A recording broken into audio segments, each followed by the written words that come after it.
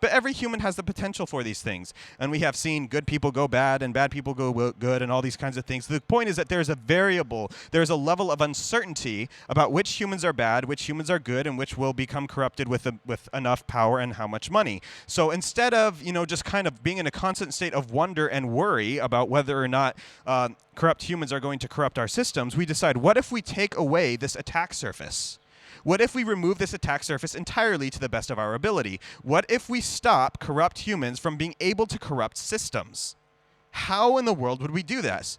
So, as an example of how we do this non-mathematically, we have our law system. We have a way where we can, sue each other or things like this, where we can do investigations into each other, so we can try to bring the truth into the light. So if I feel that somebody has wronged me, I can take them to court. We have a third-party arbiter there. This person is an objective third party, hopefully, right? And they're able to listen to my arguments, the other person's arguments. They're able to collect evidence, and they're able to give a verdict. So we don't have to resort to violence because we can do our best to bring truth to light. But even in this system, there is corruptibility. What if you were to get a corrupt judge? What if you were to get corrupt lawyers, right? So even in our best social efforts to try to reduce kind of he said, she said situations to utilize objective third parties, these objective third parties may not be all that objective to begin with. So that's good moving. I thought it was a different slide coming up next. So we're going to stick here for just a second. So what we do instead is we try to reduce this attack surface with mathematics. This is something where nobody can really say, well, math is subjective at so I'm not going to get into that. But yeah, for the most part, math is not subjective, right? You have 1 + 1 = 2. This is the case regardless of your political ideology, regardless of your religious preferences, regardless of any particular viewpoints or worldviews you have. 1 + 1 = 2 on a base 10 system. So we say, because there is this objectivity in mathematics, what if we can enforce certain things in society? This gets really, really difficult because how do we translate this abstract numbers math stuff to human society and relationships and how we work together? And then also, how do we enforce it? So this is where things like Bitcoin come around, and we're going to start talking about how it develops from cypherpunk ideology. But cypherpunk ideology touches everything that we do as hackers and FOSS people, even though we don't realize it. So things like FLOSS, things like this stands for Free Libre Open Source Software, which I'm sure most of you here know. These are things, FLOSS and encryption. I think encryption is actually the next slide. No, this is the human attack vector. This was what I was expecting to come a little bit earlier. Look, I love how none of this works. This is fantastic. There's an example S. I do apologize for, I don't have to apologize to you guys for anything. I owe you all nothing, and you're lucky to be in my presence. So, one of the things that we try to do, we do utilize social movements to try to get cypherpunk things going, but we do also try to utilize hard mathematics, and we're really going to delve into that with Bitcoin. But this open source software movement, this free software movement, is coming from this idea that we want people to be free. We want people to have the opportunity to not have the system take advantage of them and to not have this corruptibility. So if you can also see that in the heart of open source software, where we say, okay, a business says, well, you're not going to pay this much for my software, or similar to what somebody like Adobe did, where before you were able to purchase their software for money and now you own it and can use it. And then they kind of switched to a different funding model where you have to pay monthly to utilize Photoshop and stuff like that. And some people were fine with that. Some people were not fine with that. The point is, and some might argue that they either became more corrupt or less corrupt in doing this. It depends on your viewpoint. The sands began to shift underneath you. You didn't know what to expect. You did not know what was coming. So open source software tries to give this level playing field for everybody. Because maybe under the old Adobe system, some people were able to afford it, and others were not. And under this new system, other people were able to afford it, and others are not able to. Okay, so as things shift, different people are going to be able to do different things. And we want to level that playing field. And in particular, this helps marginalize people groups. And I will give an example where I was approached by a scammer on Telegram, right? And I have a lot of fun with scammers, just as I have a lot of fun on the stage. I mess with these scammers, you know, I lead them on, I have a lot of fun with them. And I actually scammed him into revealing who he was, where he was located. I gave me his picture, and I know it's him because I had him do a very specific, like, give me your pinky to your cheek type thing so I know it's actually you, and he did it. And so I got all this information out of him, and I offered him a job. Okay, I have a small design firm. I'm the owner of a small business, and I told him, okay, I will teach you to design. I will teach you to have a real career, and I'll pay you for work. Do I expect it to be good work? Not at the beginning, but over time, maybe you can make something for yourself.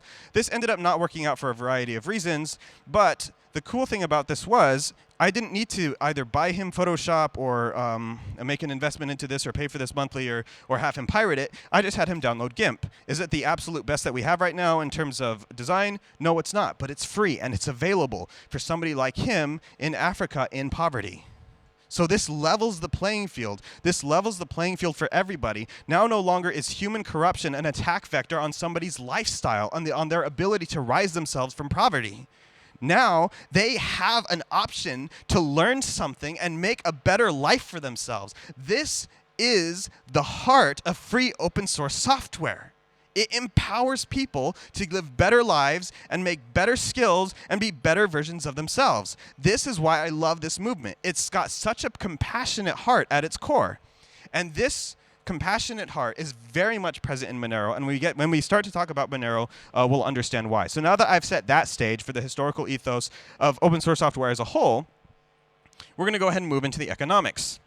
So this is where, if you don't really understand Bitcoin, you don't understand blockchain as a whole, what is this whole, what people keep talking about economic incentives and all these types of things. This is where all of that comes into play. We're going to start here. Value. One of the biggest questions asked about Bitcoin and cryptocurrencies as a whole is there's nothing behind them. What gives them any sort of value? This is a fantastic question, but first we have to take a step back and ask what gives something value ever? What gives anything value? Does anybody have any ideas? Cost? Trust. Okay. Trust. Any other ideas? Demand, supply and demand. Okay, so I can't be up here forever, so I'm not going to be able to wait for any more answers. Well, basically, what gives something value is agreement. Agreement. So agreement is this idea that everybody agrees that something has value. It's as simple as that. And if that sounds too simplistic, let me give you an example. Let's say you play an online video game, like what's one of the ones from the 90s? There was like Neopets. Right? So you play Neopets, and I haven't played Neopets, but I'm going to pretend that they have Neopets currency, Neopets coins or any sort of currency. And I have eggs, real world something, right? Because I do have chickens, so I have eggs, and they lay eggs, and I have 2 chickens, they lay green eggs. That's kind of cool. So you like my chickens' green eggs, because you want green eggs and ham for whatever reason. And you say, hey, Diego, I will give you 10,000 Neopets points in exchange for your eggs. Now, let's say I do play Neopets. I'm an avid fan. I can't get enough. I spend 12 hours a day. I have a real problem, and you're just enabling me. I will say, yes, okay, that makes sense to me. I value these Neopets points. There is agreements between you and I that these things have value. And because of that, I will give you my eggs in exchange. But if I do not play this game, and I have no desire to play this game, I'm not a gamer to begin with, and I have other things to do with my life, these points have no value to me. So there is no agreement between you and I on value. So it's not going to be exchanged. So that's all good and fine for kind of internet currencies or whatever, but the same is actually true of our fiat currencies in our wallets. Euros, dollars, pesos, whatever you use. And it does definitely get much more complicated when it's not between 2 individuals, but instead between an entire nation and their governments. And not now in our global world, it's between countries, which gets even more difficult. But we do see this on the macro level, but also on the teeny tiny level where you have a person like, okay, I come from the United States, I have dollars, I need euros. So even though there's kind of an exchange rate that banks and countries agree on that fluctuates day to day, if I go to you and I say, hey, I want dollars because I'm going to be heading back home soon, I don't need euros, you're free to set your own price. And I'm free to say whether I think that's a good deal or not. So there is this whole thing about agreement that drives value. When people agree on something en masse, this is kind of how we get fiat currencies, although there's a little bit more to it because governments are able to enforce usage of fiat currencies. When I say fiat, if for those who don't know the term, it just means currencies that the government prints, distributes, and recommends, sometimes enforces the usage of. The other big thing is scarcity. Once again, I do apologize for the weird things going on with the slides, but I think you guys are smart enough to figure this out. The other thing that does drive value, but it ultimately does feed into agreement, is scarcity. The more scarce something is, the more value we attribute to it. If I have sand, we're at the beach, and I reach down, and I grab some sand, and I say, hey, I will give you this sand in exchange for your eggs. You will reach down and grab your own handful of sand. You say, I am just as rich as you are in sand. I don't need your sand. Right? But then you've got something very valuable like gold. There's only a limited amount of it on this planet, and because it's much more scarce, we can say, okay, Diego, I'll give you this gold for your eggs. Okay, I agree that this has value because I know that it is scarce. There's only a limited amount of it that exists in this world. Using this, some people also make artificial scarcity, where you can, maybe make a limited run of a certain kind of guitar. There was only 100 of these kind of guitars ever made. Guess what? They could probably make more of that kind of guitar in the factory. And you could probably buy another guitar that will play just as well. But because of this artificial scarcity that they've created, they have artificially inflated the value of this kind of guitar. So now that we kind of understand what gives something value, and we've kind of discussed scarcity, we need to talk about inflation. For those of you who don't know, inflation is actually a really simple concept. It's something we hear a lot about, but it's this idea that something was scarce and is becoming less scarce over time. So when somebody, let's say only $100,000 have ever existed in the entire world. But then the government, in order to pay for its debts or to pay for different programs, they print another $100,000. They have doubled the supply. Now all of a sudden, there's twice as much dollars in existence in the world. So every individual dollar is worth less. How much less? Well, it's not as simple as, well, it's now worth half as much because, once again, there's certain agreements that go on between people, between society at large. This is kind of how inflation works. So now we're kind of getting towards Bitcoin. I'm talking about all this economic stuff. What does all this have to do with anything? So Bitcoin was made sort of as, if you read the message that was imprinted into the first block, of which I don't remember the exact verbiage, but kind of paraphrased, it's this idea that the American banks were getting a bailout from the government. This was happening in 2009. They were being very irresponsible with people's money. They were giving out loans willy-nilly to people that wouldn't normally be able to get these loans, and as a result, a lot of these people weren't paying those loans back. The banks were about to go under. A lot of people were about to lose money. So the government printed a lot of money to get these banks out of debt. And in so doing, they devalued the currency of every single person that owned dollars. So it was like an invisible tax that happened on the American people and anyone else worldwide who held dollars because of the irresponsibility of a wealthy few. So one of the ideas behind Bitcoin, one of the things that helped spur the idea was, once again, now we're going to kind of bring it back to the cypherpunk ethos. We said, because of the corruptibility of a few humans, many humans had to suffer. How do we reduce the attack surface so that corrupt humans cannot do this to each other again? And the answer was something like Bitcoin. For those of you who don't know, Bitcoin has a fixed supply, and we're going to kind of cover that in just a little bit. How much time do I have? I think we're doing pretty good. Okay, so with this idea where we can enforce on a protocol level how many Bitcoins will ever exist. Because with the government, they can print fiat money whenever they want. Hey, I want another $1 million. Okay, they'll tell the Fed will print another $1 million, right? It's not quite as simple as that, but it's not quite as hard as we would hope for these people to be able to print the money. So it's variable how much more money will exist any given year. Whereas with Bitcoin, it says in the code and enforced by the protocol, there will only ever be, I don't remember because I don't follow Bitcoin too much, 21, 22 million Bitcoin that will only ever exist, right? And if there is more, if somebody tries to make more, the other nodes, the other computers that run the software will reject this. They say, no, we only know that there is 21, 22 million Bitcoin that are in existence. So this extra stuff that you have, it's not valid.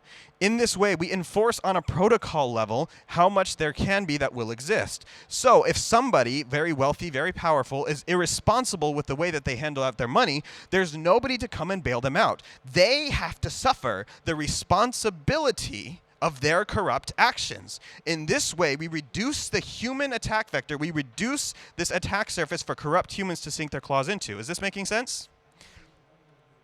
Okay, so blockchains. We're going to kind of discuss blockchains in general. Some people like blockchains, not Bitcoin. That this word has become fairly known over the past few years.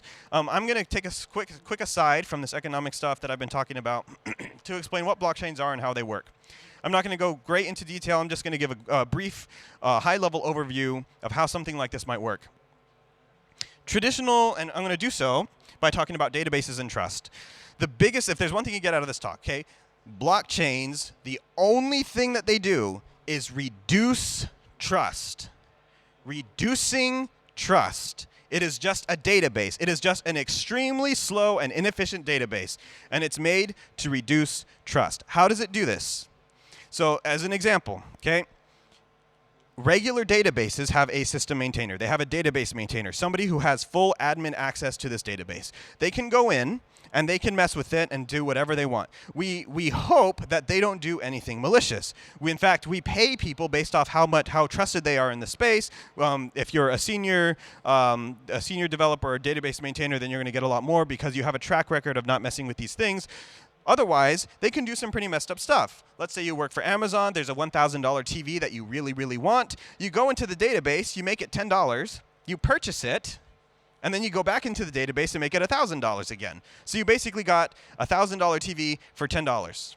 This is what, if you have, the system, if you have the system maintainer credentials, this is what you can, an example of something that you can do. But we're trusting that they won't. But not only are you trusting in the person, you're trusting in their competence because they put up all these different protections, right? Firewalls, a hierarchy of, and hopefully they're using the least access control model. But if a hacker does gain access, then he could do something malicious with the database. He can go ahead and go inside the database and tweak things to help himself or to steal things. Now, for TVs and Amazon or any sort of regular little database out there, maybe it's not too big of a deal if it gets hacked.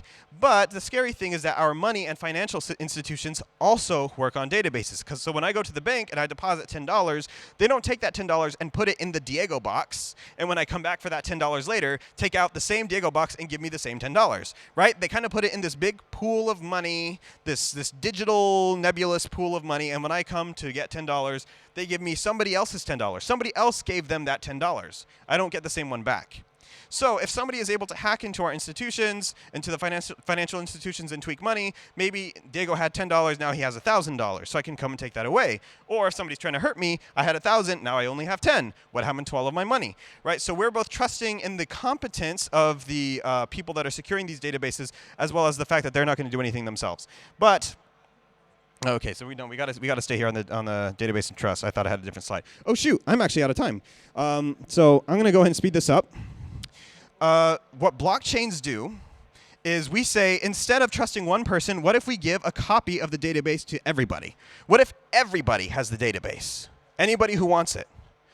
In this case, if I change something about me, Diego has 1 Bitcoin, haha, no, hacky, Diego has 10 Bitcoins. And I try to spend those Bitcoins, you guys, on your versions of the database, you're like, yeah, but Diego, see, for us, it says that you only have 1 Bitcoin, not 10. And I checked with my friend, and I checked with my other friend, and they checked with their friends, and they say that you all only have 1 Bitcoin. So according to us, you don't have those 9 other Bitcoins. We're not going to let you spend them. Okay? Or if somebody wants to hurt me, so they hack into my computer, and they say, Diego has 10, haha, no, now he has 0. And I come back home, and I'm like, oh, shoot, what happened to all my Bitcoin? Did it get stolen? I ask my peers. And you're like, well, according to us, Diego, you still have 10. And I asked my friend, and they asked their friends, and we asked all of our friends, and you still have those 10. It's just your database is out of whack. Okay, I can delete my database and re-download it from you guys, and I have a correct version again. And I don't even have to trust anybody. If I download from one person, I'm trusting what they're giving me, but I can download from 2 people and compare. I can download from 3 people and compare. I can download from the whole network and compare.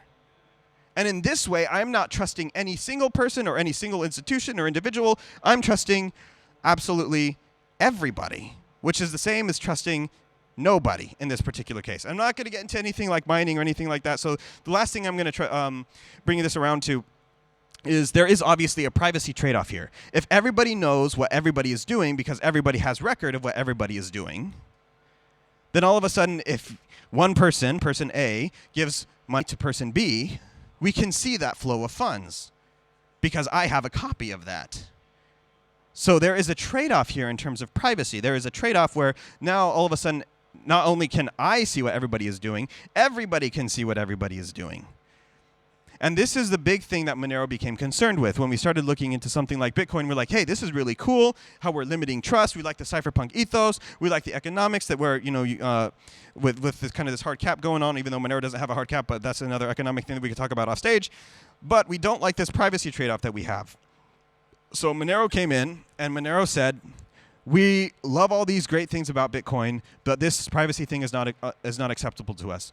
So we layered multiple privacy technologies on top of each other, ring signatures, ring CT, and stealth addresses, in order to hide and obfuscate these things. I don't have time to go into any of them, and I didn't think I would. So if you want more information about the technical aspects of how Monero works, then by all means come see me off stage, and we have other volunteers that are going to be able to answer these questions for you as well. But this is the core of what makes Monero very different and very crazy inside of this cryptocurrency space, because a lot of the other cryptocurrencies either don't have the cypherpunk mentality, they're doing this out of the Silicon Valley, Wall Street idea to make money.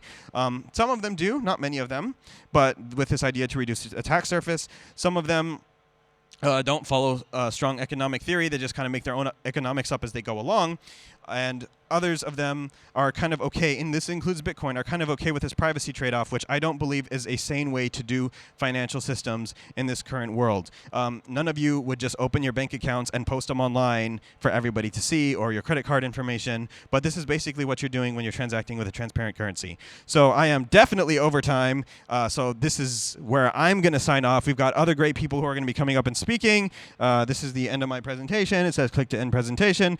So I'm going to now transition from presenter mode to speaker mode. We're going to, or to MC mode. We're going to take about 5 minutes to get the next presenter up here, which is Cheng Wang. Are you in the audience? Yes. No. Are you here? I could have kept going. So yeah, we're going to take about 5 minutes to get him on stage, to locate him and get him on stage. Yes, thank you. You can applaud if you'd like. We'll be right back.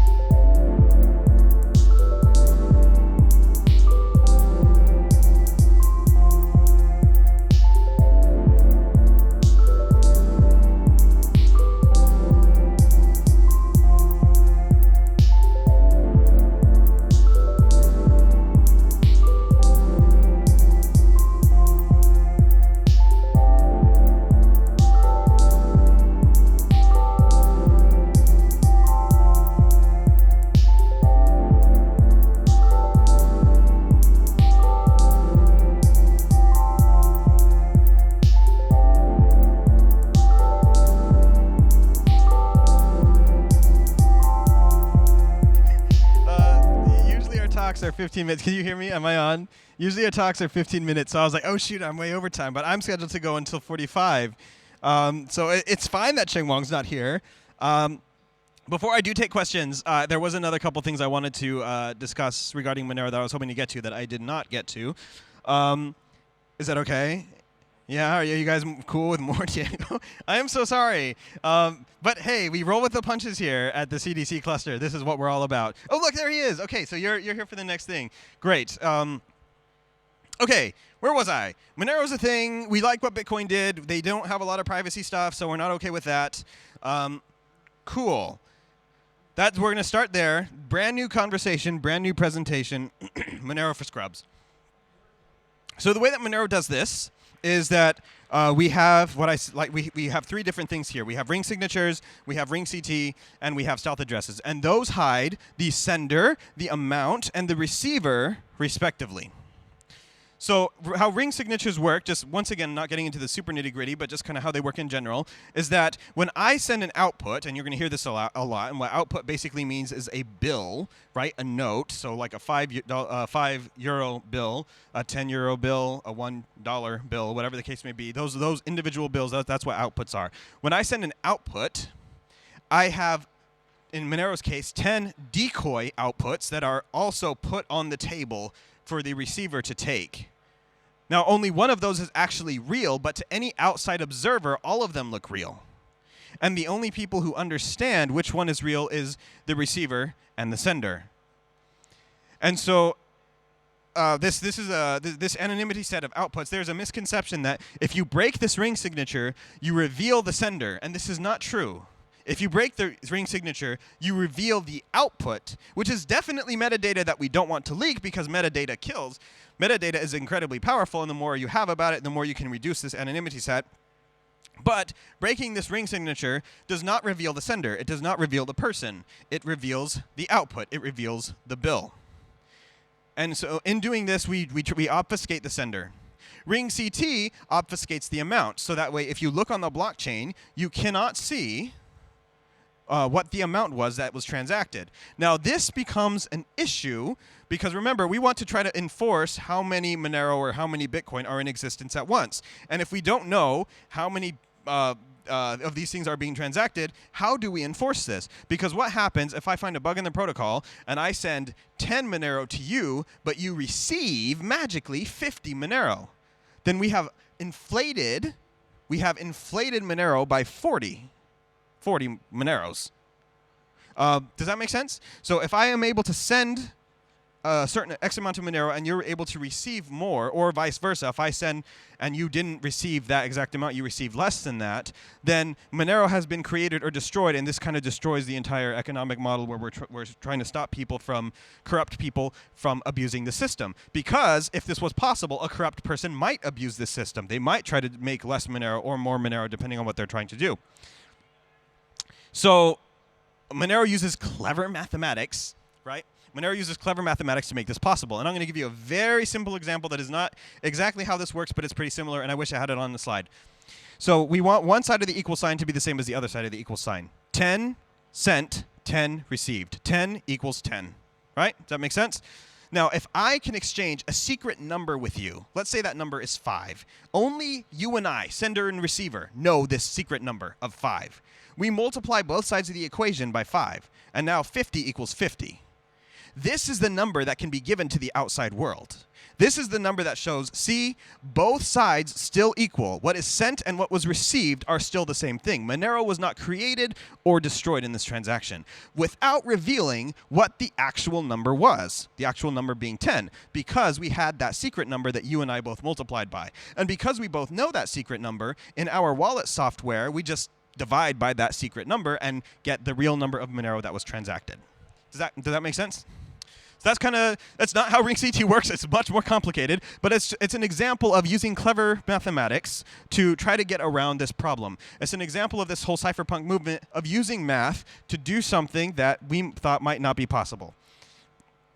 Okay, so stealth addresses are pretty easy. They're basically just a hash of the person's base public address. If you know anything about privacy in Bitcoin, it's very, very difficult to actually get right. They say don't do address reuse. You shouldn't reuse addresses. You shouldn't, if you use a mixer, you shouldn't consolidate things. This is where Bitcoin maximalists get a little bit crazy. They say, okay, so here's this laundry list of things that you have to do, these 15 steps. You can't mess any of them up or you're screwed. You have to do this long list of 15 things to be private in Bitcoin, and the privacy is very, very fragile. And there's a lot of metadata that is leaked. Because it's not enforced on the protocol level, because it's not mandatory and everybody doesn't have to use it, the reality is that the privacy level is quite fragile. And I said this at the very beginning of C3 when I was on stage and I was kind of giving an intro to Monero talk, but it's not you that you have to worry about. If you take all of these steps and you do everything perfectly, but you transact with a person that doesn't do all this perfectly, then that person's lack of privacy is going to affect you, because now that person is going to be linked to you. And similar to how we see social network graphs in Facebook, where even if you don't have a Facebook account, Facebook knows that you exist because they have everybody around you. And all of those things point into a direction, and that direction is a person. Maybe you're in pictures. Maybe your name is mentioned. They know that you exist. They know your name. In many cases, they know a lot of your preferences, even though you yourself don't have a Facebook account. A similar thing can happen with Bitcoin. Bitcoin only works if absolutely everybody is absolutely private 100% of the time, without fail, and without messing anything up, making any mistakes. Otherwise, this network graph is going to point to something, and that something is going to be you. Monero says we don't want to take any of this chances. You know, what if we make everybody private by default? Some cryptocurrencies say, what about opt-in privacy? We're just going to do privacy, you know, so if you want privacy, you can have it. And if you don't need it, then you don't need it, and you don't have to use it. This also doesn't work, both because the only people who are going to pay extra, whether it's time, money, resources, or whatever, to opt into this privacy are generally going to be people who, if you saw Daniel Kim's talk about kind of the race to the bottom, the peaches and the lemons, you can kind of look more into that. But this opt-in privacy doesn't work. The anonymity set is always very, very small. The privacy it gives is always very, very fragile. And it's better if everything is done by default and absolutely mandatory. It's like forcing everybody to drive safely, which I wish we could do in real life, but we can't. It also affects this thing called fungibility, and this is the last topic I'm going to talk on. Fungibility is this idea that one of something is equal to another one of something, and they're pretty indistinguishable. So if that sounds kind of confusing, an example is that if you have a euro and I have a euro, and we exchange euros, we now have different euros, but we have not exchanged any value, right? We both still have 1 euro's worth of euros. Well, the same cannot be said for Bitcoin. If you have 1 Bitcoin and I have 1 Bitcoin and we exchange Bitcoins, even though we both still have 1 Bitcoin, there may have been a value transfer that took place. And the reason is, if I gave you a dirty, tainted Bitcoin, or a Bitcoin that has been used very recently in an illicit transaction, like a drug transaction, child pornography, any sort of thing that is not condoned either by humanity or the powers that be, then all of a sudden you have a Bitcoin that could be subject to civil asset forfeiture, to somebody coming and knocking on your door and saying, hey, where did you get this Bitcoin? We don't like that you have this Bitcoin. Even if you had nothing to do with that, if you guys over here do some sort of drug transaction and I'm over here selling T-shirts, and then one of you guys buys one of my T-shirts, now I'm in possession of that Bitcoin, even though I had nothing to do with this drug transaction. So I am a suspect in a drug case that I had nothing to do with. This affects the fungibility of something, because I may be, if I put this Bitcoin on an exchange, because I want to change it to real money, right, so I can live and buy apples for my kids, that exchange is going to shut down my account pending investigation. This kind of thing happens all the time, and nobody talks about it until it happens to you. Then you go to the internet and say, what do I do? And everyone says you're screwed. What do you do? You got to wait for the exchange to clear your account, or you have to prove that you had nothing to do with that.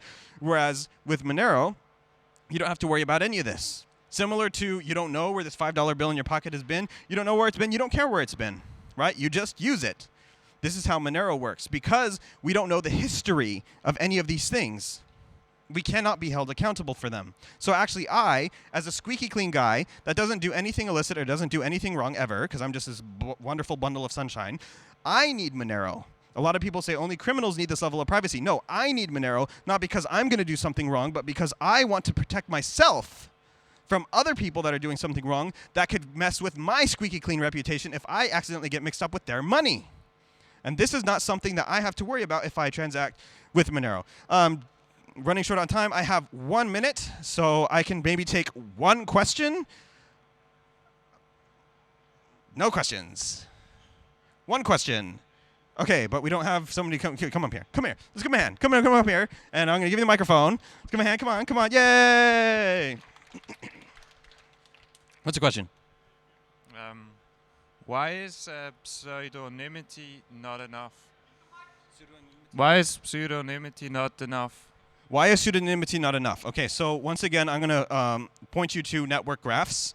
I'm going to point you to the fact that not everybody has a Facebook account, and those people are not just pseudonymous to Facebook, they are anonymous to Facebook, except that they're not. Because with the construction of network graphs, you can see who somebody is. Now, let me give you an example of where pseudonymity fails. Okay. Once again, this only works if you're 100% crystal perfect every single bit of the time.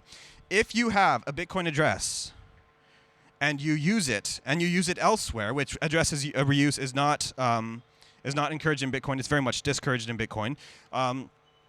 If you reuse an address for 2 different purposes, that can link those 2 things. Okay, but even if you don't reuse addresses, the fact that at some point, either you're going to do something with a KYC AML exchange, or somebody that you transact with is going to do something with a KYC AML exchange, or if we use Bitcoin like it's meant to be used and purchase something from a business, now all of a sudden we can see This business knows who you are, especially if I'm selling t-shirts and I have to ship the shirt to you. I know who you are. Outside observers might not know who you are, but I know who you are. Then if the government comes to me and says, hey, Diego, you got to give up this stuff because we got this warrant that says blah, blah, blah, blah, blah.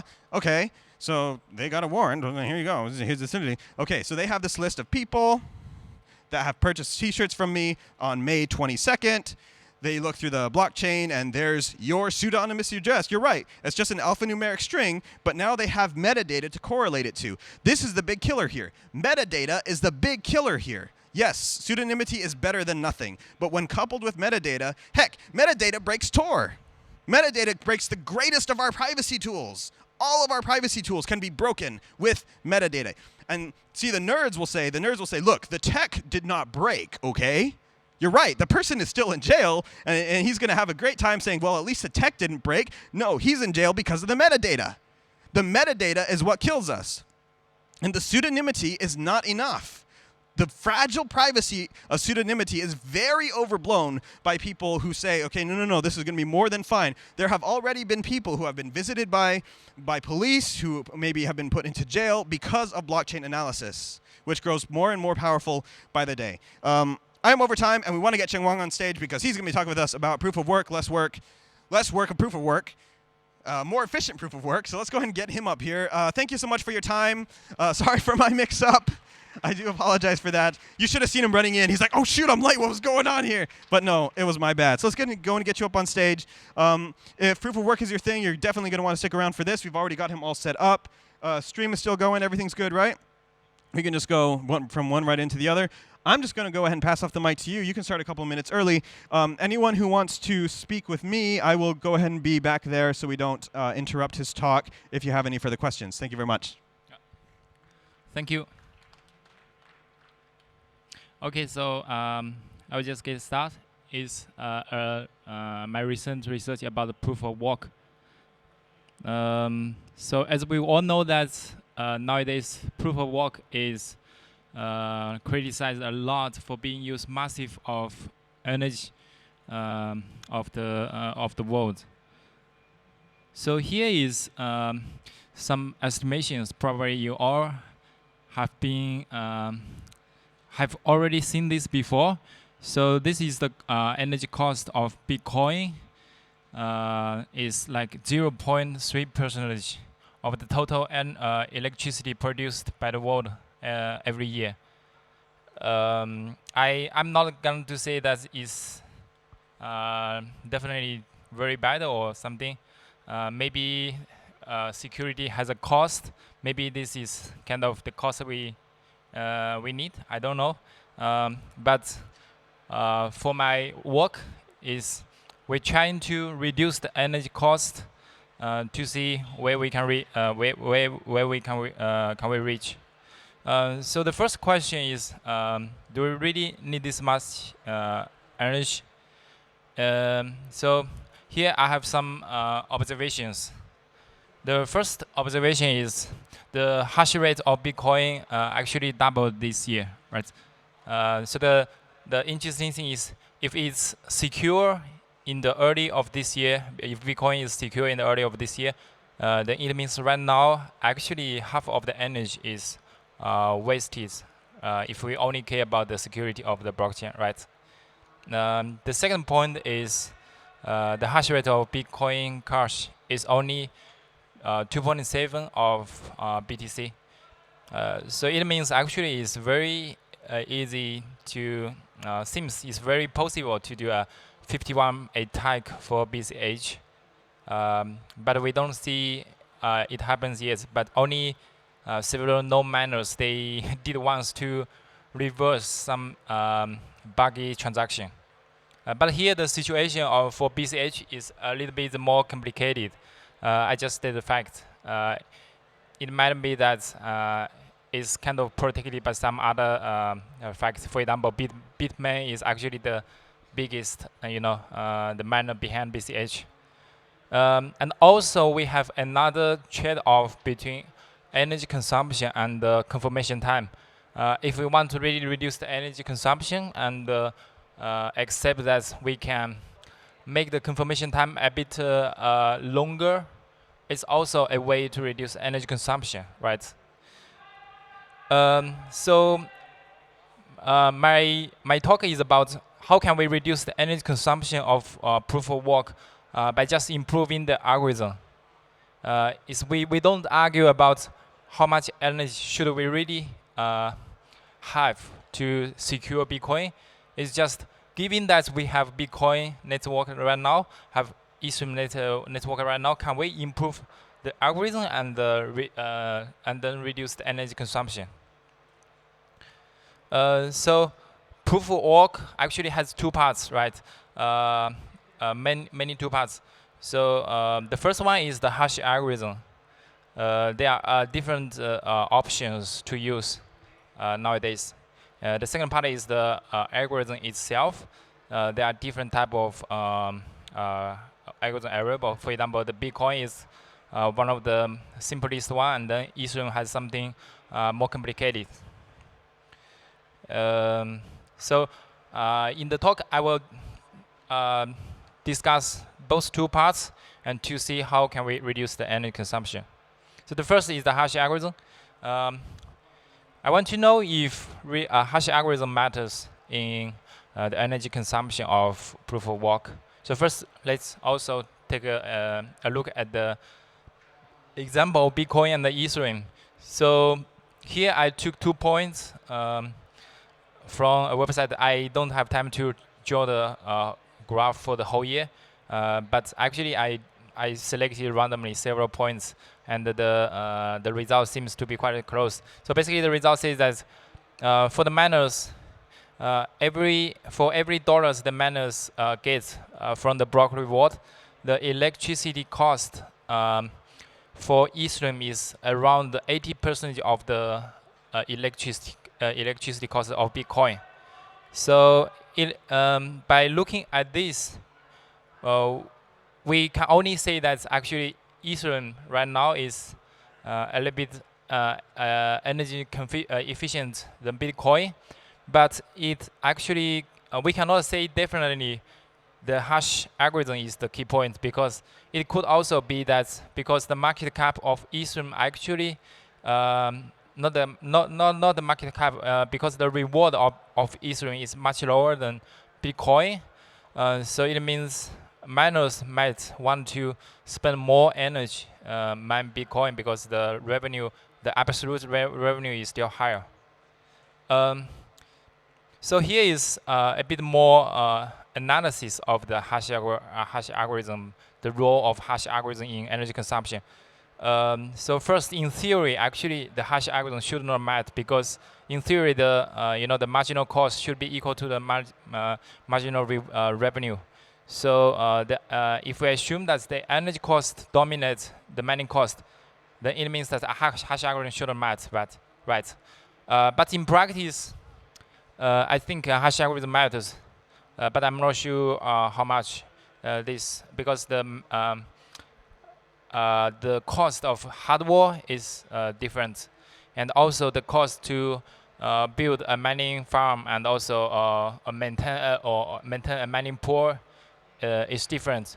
Personally, I feel like, for example, memory bound or like even storage bound proof of work might be efficient than the pure ASIC hash algorithms, because there will be some like delay time in the memory bounded algorithms. So the first part is about hash algorithm. Then the second part is about pure algorithm itself, PLW algorithm itself. So what is PLW algorithm? Actually, the role of PLW in blockchain. So basically, it provides two things for blockchain. The first thing is decentralized randomness. So here it is. It means like it's a permissionless network, and every node can join it freely. But still, we have an algorithm to select a lead, random lead, by using PLW. So I think still PLW is one of the most robust way to provide the decentralized randomness. So for PLAs, you can do this, but the problem is either you let all the stakeholders to be able to be the leader, then this the problem is the process will not be a Poisson process. Then it means there will be a lot of blocks proposed in a very short amount of time. This is definitely not okay. And the other type of PLS algorithm is the network need to collect more than, for example, 2/3 signatures from the network. So this problem is this approach has the problem of catastrophic crash issue. It basically means the network can never collect enough signatures on in one block for one block.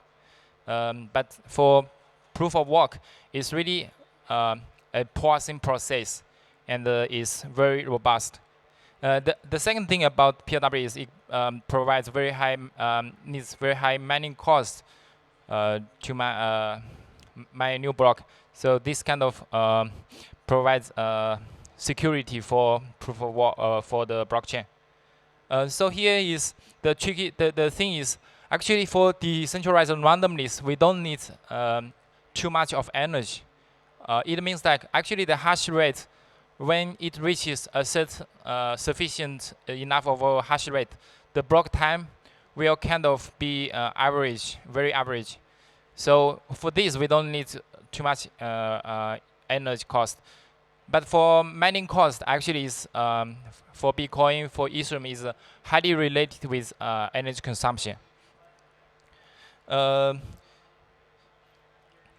So let's see what's the mining cost means in the security of blockchain.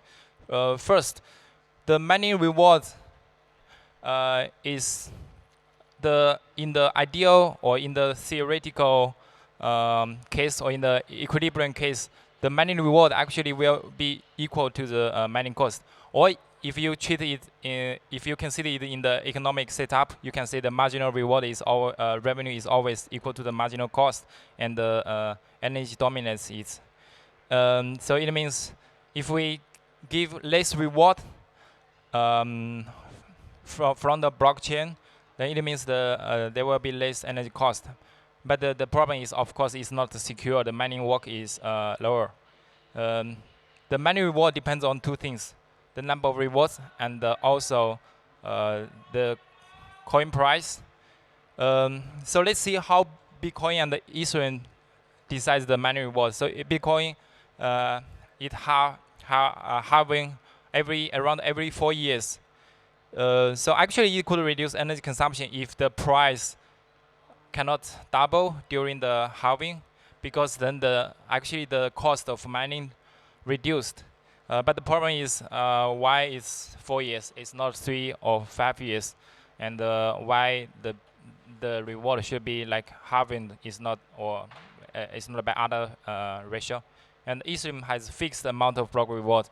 So actually the problem is the energy consumption grows linearly to the coin price. If let's imagine that if the price of Ethereum goes up, always goes up, then the energy cost will always goes up as well. But of course, Ethereum, they very like to do hard focus. So when they see something is not sustainable, they might hard focus it. But the thing is, we might need to consider a better way or more adaptive way to change the mining reward and also make it more sustainable in the long term, right?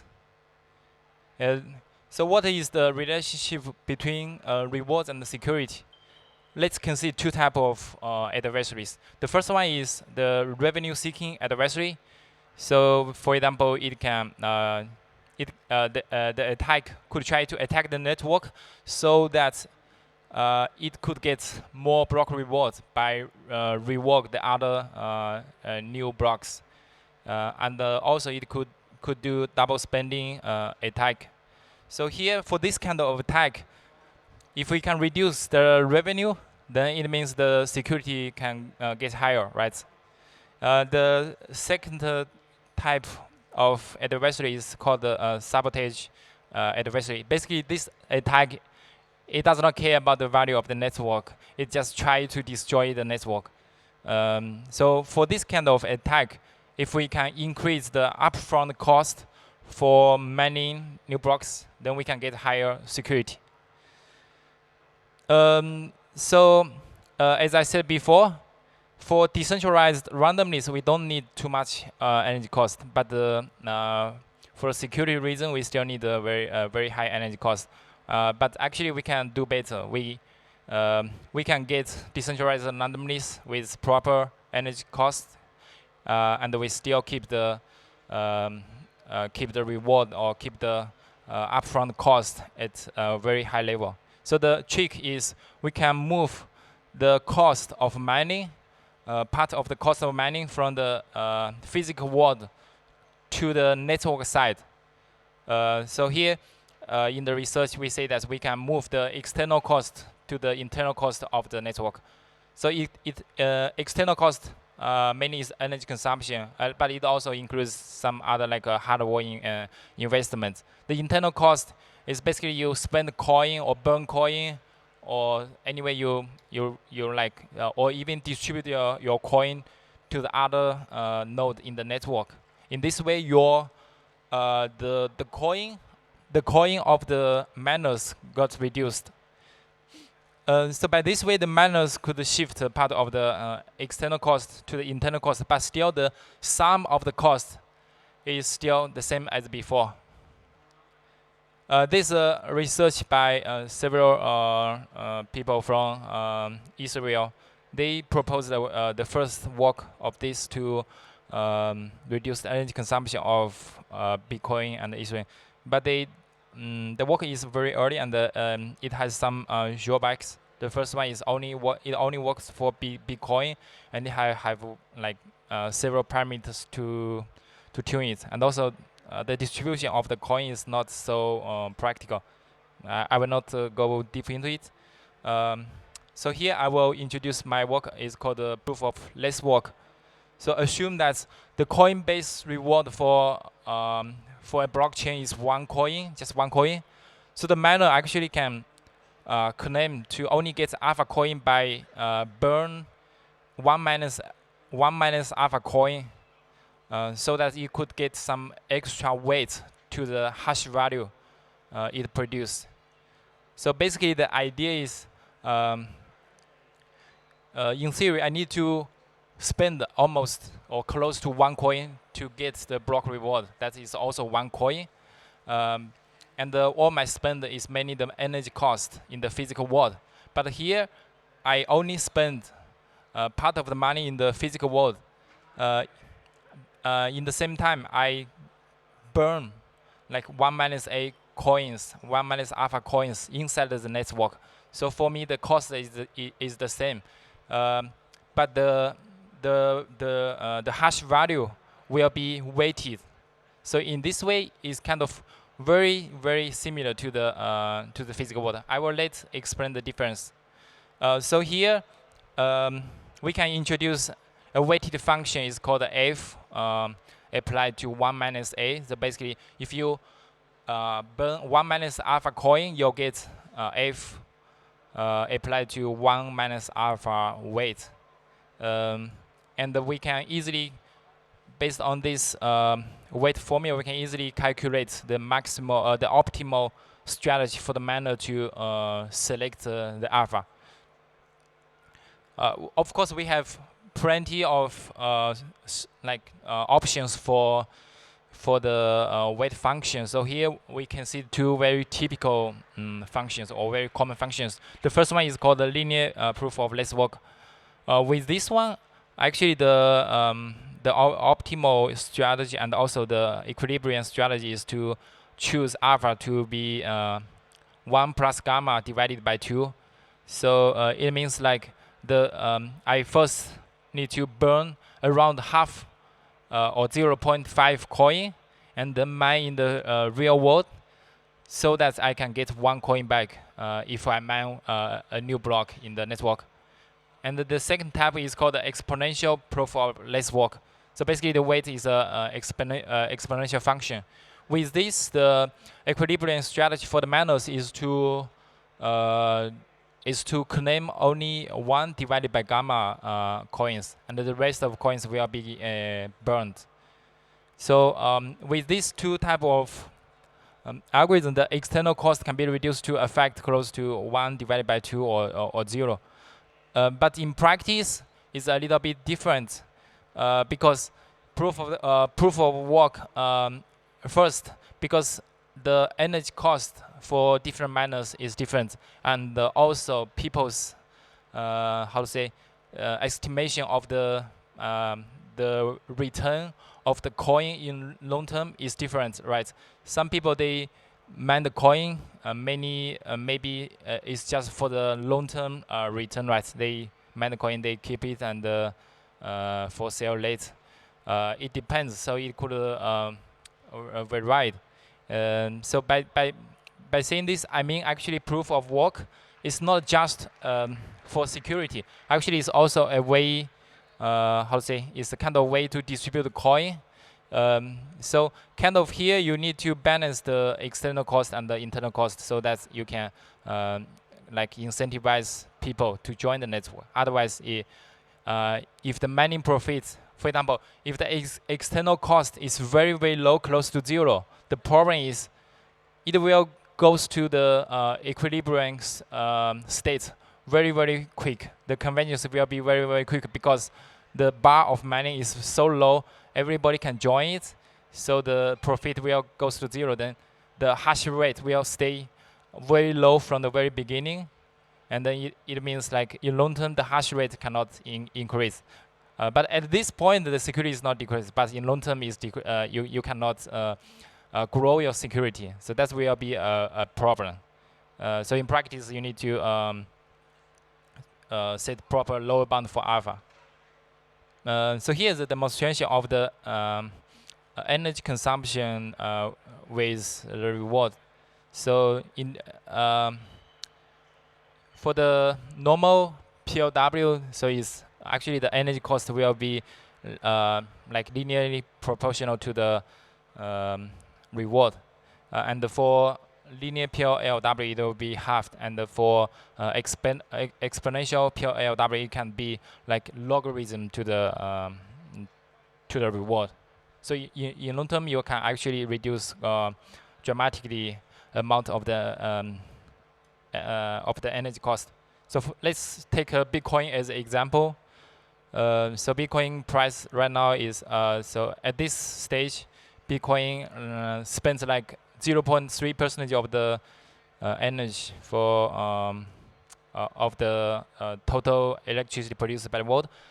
If assume that we don't have a halving, and the price of Bitcoin goes like 10 times up, and then it means the energy consumption of Bitcoin will be 3% of the total electricity produced by the world. So this is definitely not gonna be okay.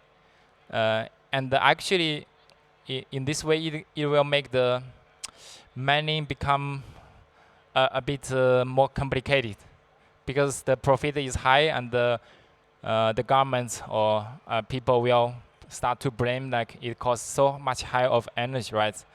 It's hard to definitely we can see that it's not a sustainable way, right? But yeah, with PLW we can reduce this dramatically, and it's also very adaptive. You can set up the lower bound, and then you can make actually the lower bound you can make it you can decide it based on the actual mining hash target. This will be kind of related to the real world coin price, and then you can make it very aligned with the real world cost. So now let's take a look at the security part.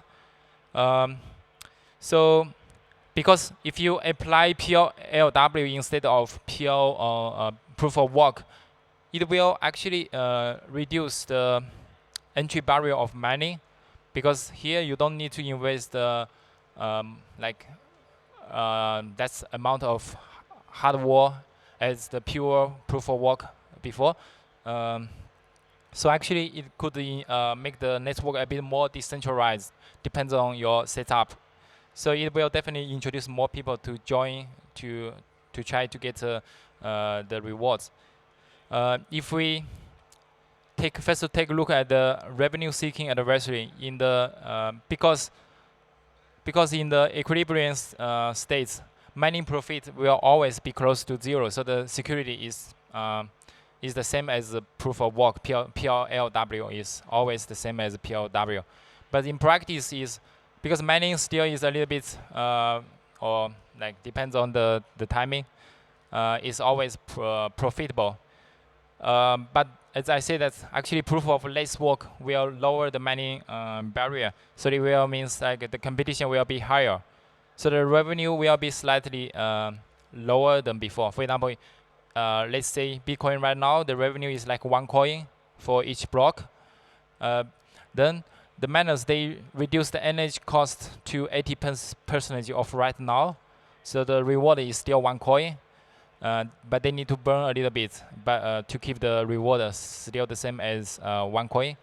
Then in this case, actually there are still some extra mining hash power not being used, and the miners see this still mining is still profitable. Then they will use the extra mining power to try to get more reward. So in this way, the revenue will actually reduced, so the security will get higher. The second type of adversary is the sabotage adversary. So the upfront cost for 1 block for PLW is still 1 coin, because you need to cost alpha coin in the physical world and the 1 minus alpha coin burning it. So it's the same security as PLW. So in practice, it's a bit more subtle. If we just consider 1 block, so actually PLW will increase the upfront cost because the revenue gets lower. So it means you need to spend more. But it's a bit more subtle, because if let's say if the attack want to do a 51 attack, then it means actually if one of the branch got attacked, it got revoked, all the mining cost, all the energy cost in that branch will disappear forever. But here is because we use less energy there, and then it means actually the cost. If one of the branch get disappear, actually the cost is lower. But here we can make a trade-off. So here is a bit controversy, because some people say that when a branch or when some block is get orphaned, we don't want the miners to to waste the hash rate they cost, right? But some people say that because this could be an attack, we want this to be wasted so that the network is secure, you know. But here for PLW, you can always make this trade-off. You can select both according to your kind of preference.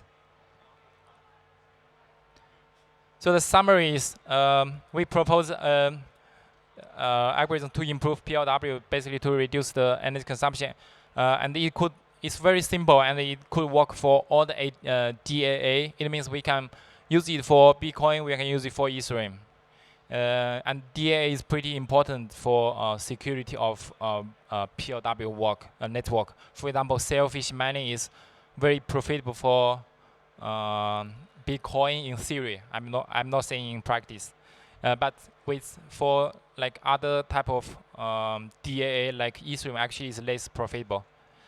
And our algorithm, you only need to add just 1 parameters based on the actual hash difficulty. So it's very very simple and also automatic. It's also very adaptive to the price change, and also the sale pressure is lower because the reward actually is lower. You only get alpha coin back, but in Bitcoin it's like you burn, you spend the energy and then you get 1 coin back, or 12.5 coin back, and then you need to sell this in the market to keep money, right? But with this, the sale pressure is lower, so I think it's kind of make the system can be more sustainable, especially when the cost, when the price is going down. Yeah, the most important thing is it actually reduce energy cost without sacrificing security. There are something for discussion.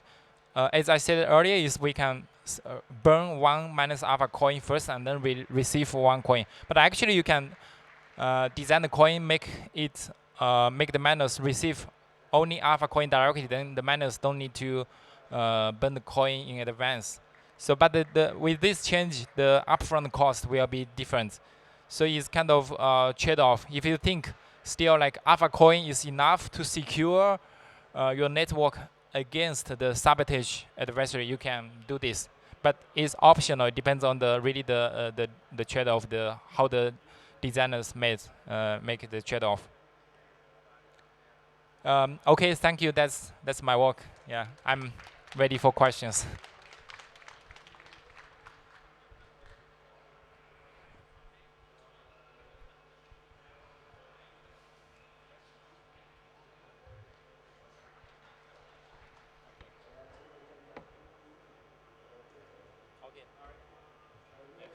Thank you.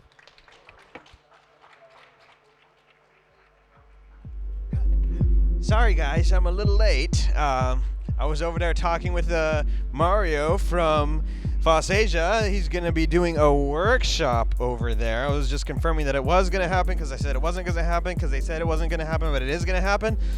You ever just have one of those days? Yeah, you guys know what I'm talking about? Anyway, Mario is... I think he is going to be coming on stage to present a quick something, right?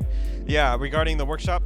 And our next talk is going to be taking place in 1 hour at 3:15.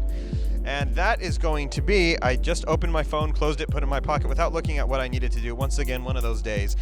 Designing a communal computing interface with Matilde, who is here. Yes, she is over there. She's going to be talking about orbit, galaxies, stars, and how those relate to computing or some astrology type nonsense. No, it's an operating system. It's a thingy. She explained it to me. It's actually kind of cool.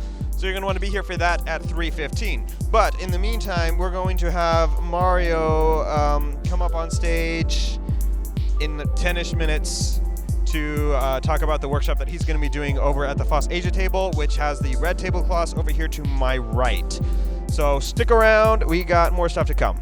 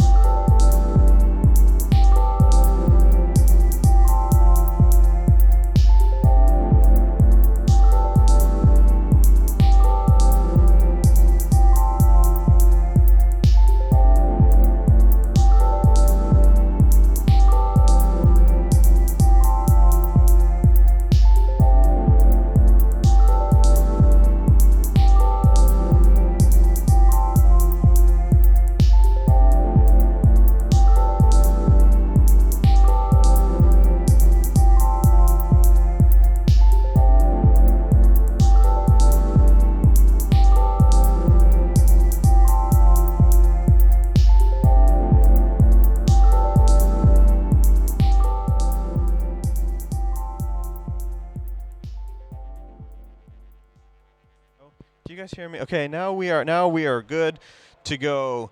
It is time for our next talk. We've got Mario here from Open Tech and FOSS Asia. We have Daniel from Fab Lab, because it's the lab that's the most fab. And they are going to be talking with us about, is that what you're talking about? Is transforming collaborative product creation? Okay, so if you have ever wanted to transform collaborative product creation, then this is the talk for you, because that's exactly what they're going to be talking about. So, Mario, Daniel, why don't you guys let us know what this is all about, why you guys are still using Google Chrome. Is that what I see here? And you can explain your life decisions to us here on the stage. Thank you very much. Yes, okay, so you can hear me.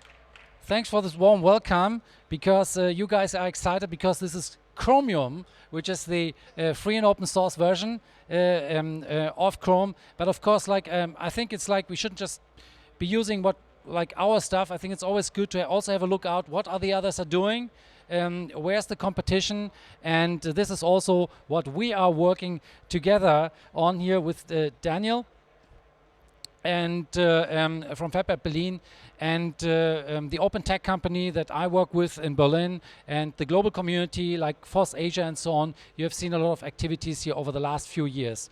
We believe we shouldn't only have open source software, free software, like knowledge sharing and so on. We believe we need to extend this to production. We have the big topic here over the last few days, open hardware here, and this has been amazing input here and like conversations, everything that's here at the, I think, one of the best clusters, whereas all the clusters are amazing, and this cluster was just an amazing experience. So thank you very much for you guys here. Yeah, for him, for example, here, for organizing this, Tim, Matthias, Diego, everyone. So that was really awesome. But let's use the remaining time a bit to talk about what we work on. Daniel, how's it with your mic? Yeah? Yes, loud. Yeah, you can hear? Okay, cool. So yeah. Turn it on. Yes. Hello. Hands on approach, exactly. Very good. So, cool. Daniel, so let's bring open source, free source, open knowledge and so on to the next level. What does it mean? What do you think? Hardware? Production? What are your ideas? Like for me personally, I think it's like super cool that this whole like software open source thing works so well, and I think it's really nice to try to move that to hardware, but it's so much more complicated because like you have a computer simply and you can play the same software, but with hardware it becomes really more difficult. And like so we started collaborating in this EU project where it's about production and finding like small and medium enterprises that work already with open source or want to move into the direction of open source hardware. And we have a bunch of cool partners in there. Maybe in a minute we can look through them and like think a little bit about what we can tell you about them already, even though the project is still in a very early stage. Yeah. So I want to share a bit, like actually over years we talk about this, that it's always a great approach to have the community approach and so on. But like what we see and what is also like, for example, I work with the FOSS Asia community, and it's always great we collaborate in the community, but then we see these people have developers with great GitHub profiles, they have all this code online, and of course immediately the big companies come and see these people are great, they hire them. And if you come like from middle class family anywhere in the world, right, it's not just about the philosophy and ideas and this great spirit of sharing that you love, but you also have family pressure, for example. So you have a good job and it pays well, but then Google or Facebook or one of these big ones comes along and says, hey, do you want 4 times or 5 times the salary? Do you want to work on this project? It's not open source, but it's pretty cool. You work together with a bunch of cool other people, right? What would you do? What do you think that many people do?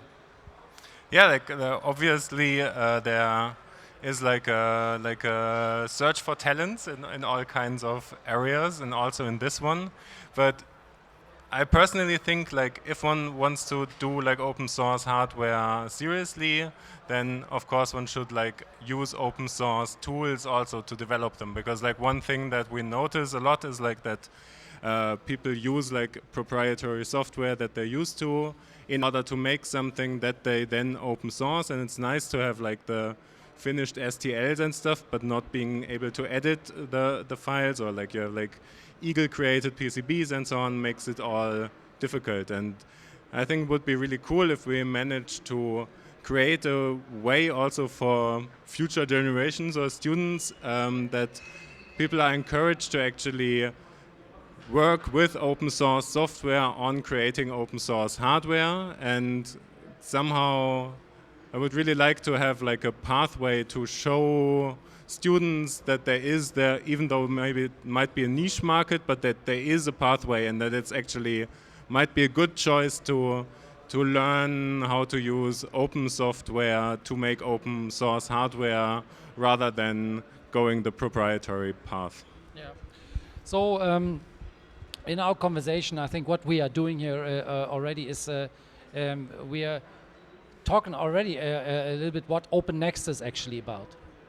So OpenNext, like we are like 19 organizations, they're companies, they are universities, they're institutions, and we try to work together over the next 3 years. Actually, not just try, we actually do it. Yeah.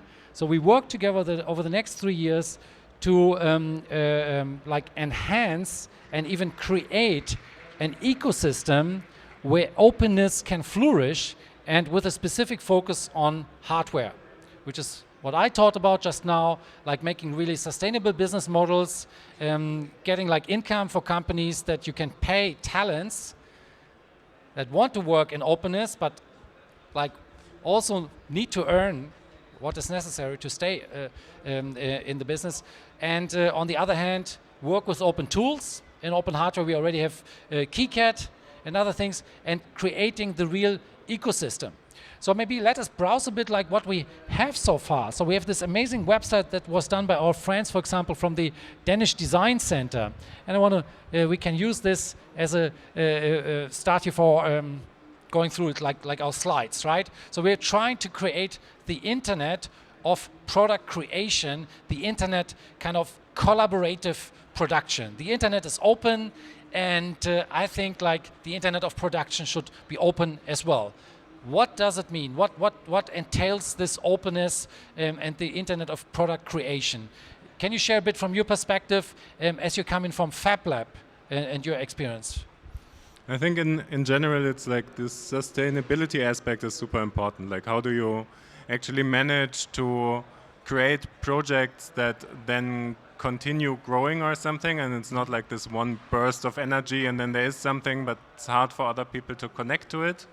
And the role of Fab Labs is also like not an easy one, because on the one hand it's clearly like places where ideas happen and like things become more mature and incubated and so on, but at the same time it's not really clear what the pathways could be. And like one of the questions also that especially Christian Willum from Danish Design Center is asking, like how can you do it for Fab Labs and maker spaces and hacker spaces? What kind of, I don't know, like service path, or what kind of like experience can you offer to, for example, companies that are curious about open hardware, like, and would like to move into this direction? Because I think like at the moment we're mainly working with like pioneers like Mario, who's like already deep into the open source movement. But then there's also this idea of, okay, what happens if there are bigger companies, different companies that would like to move into there? How can one like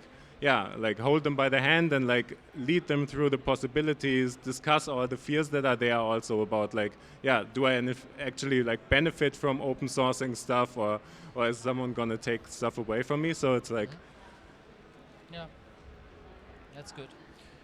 Okay, so and like that already goes with me like actually in a logic way to our goals, and I think it's a bit small to read. Maybe the people online can see it where it's streamed, but maybe we go through these goals. Like, what does it mean for each of us? For example, OpenNext facilitates wider adoption of open source hardware development practices by businesses. I think we covered that, right? The second goal of our project is we will enable Fab Labs to support companies engaging with open source hardware to co-develop products and services with makers and their customers. So is that the core where you see Fab Labs?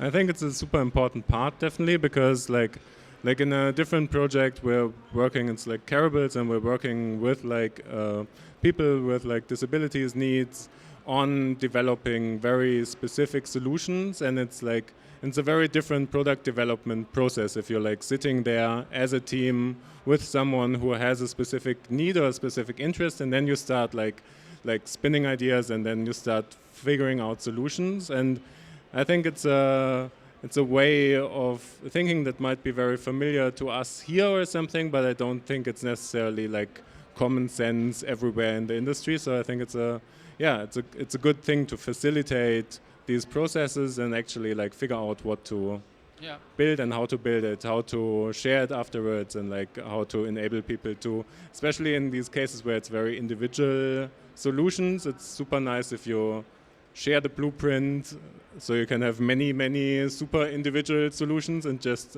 instead of like just one universal product that doesn't work for most of them. Yeah.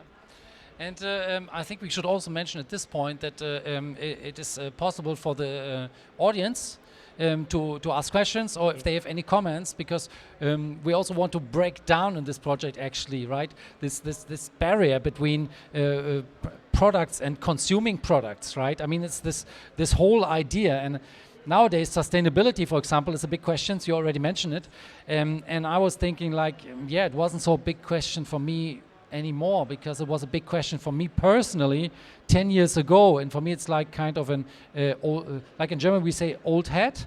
Do you say that in English? Yeah, it's like a kind of thing like coming back. Yeah, and so I think like we have a lot of answers, and sustainability, you can do open source hardware, so that means you document specifications, you document the whole schematics online, and that means everyone can fix it, yeah. And we have the sustainability movement that says right to repair. Well, for us it's not even a question, right? I mean, things are open, so all these things are just so natural for us, and I hope we can cooperate with them as well. But I think we can even go steps further and say we develop products and services with makers and their customers, but we can also like then demand that big companies that make devices have to make them open source if they have a certain market share, for example. If they have a monopoly, there are many monopolies in this industry. I mean, like, we could even go up to the level of make airplanes open source, right? Maybe like look at the example of Airbus, look at the example of Boeing. I mean, right? What do you think?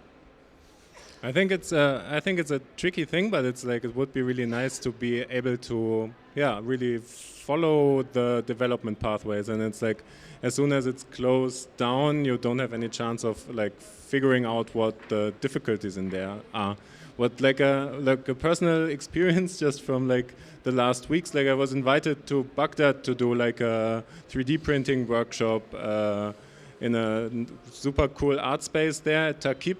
But because of the demonstrations and like shootings and so on, I was hesitant to go. And so we were like building 3D printers over the internet, basically. I was in Berlin, like building a Prusa 3D printer, and they were building two there. And I thought it was like really, like even though there are like minor details that you could do better, I was like super impressed that you can make a manual of like how to build like a super precise machine, like by just providing parts and a manual and like sending it somewhere, and then people are able to actually make this. And of course it's like a lot of work, took like 10 hours, 12 hours, something, but it's like, it's really, it's also really, it feels really good then when you like just like follow these instructions and then actually, it's a really proper, nice, super exact print. I think it's like there's a lot to learn also about how do you make these manuals that they really work properly, and like where like anticipate some confusion that might occur, or like how can you do these things in the best way. Yeah.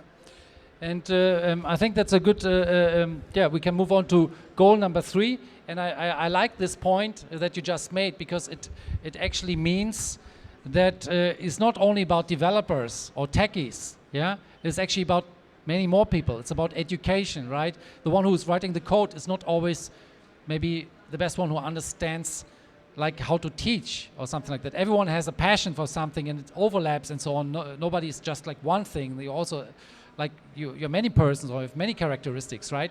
But that is important, and that is one thing we're also trying to do here. So I think the third point is kind of clear for everyone. In this slide here, it's like we will provide IT solutions to discover and to like really make open source hardware. That's kind of an obvious thing here at the Congress. But like our fourth point here, we will document the journeys of 18 small, medium-sized enterprises that participate in communities to develop open source hardware in the OpenNext program. And this is like what you did in one day, building the 3D hardware, printer, the 3D printer in Iraq with Baghdad, and with communicating with them. But there are many more things. So there's like the whole thing of production and the whole thing of distributing and really getting your product to users, to consumers. And so you already did a lot of this in one day. And I think we will also do this over the next 3 years generally, right? Definitely. Like these 18 small and medium-sized enterprises, in the beginning they're less than 18. The first batch basically, where OpenTech is one. I'm just trying to scroll down to say a few words about the different partners. 1 second. Oh.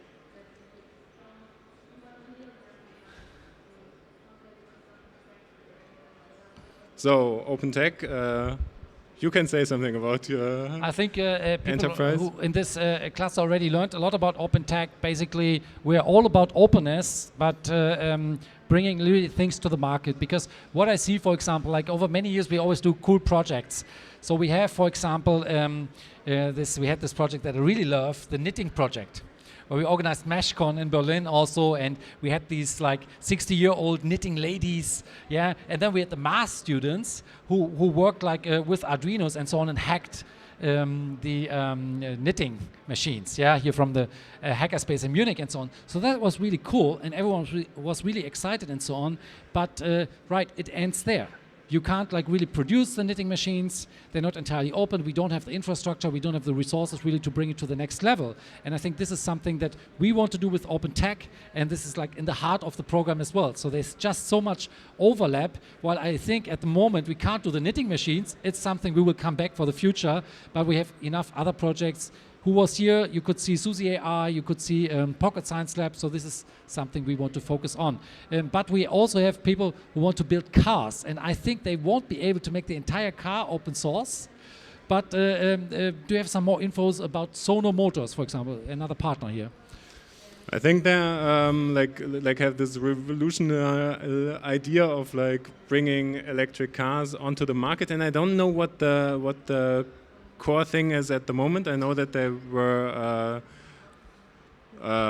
raising more money to continue their work and so on, and like it's also kind of the quest, like in cases like this, what would be the role of a Fab Lab, for example, to provide something meaningful that's maybe like an open source add-on to some existing project or something. It's because like they have some IP on how to integrate solar panels into cars, what's super great, but that's also their core value. So it should be something that doesn't touch their core business, but still really adds an extra thing. So it's an interesting question. What I wanted to mention with your endeavor also, that I think it's super nice that because you're also coming from the software world, that all your products are kind of like hybrid.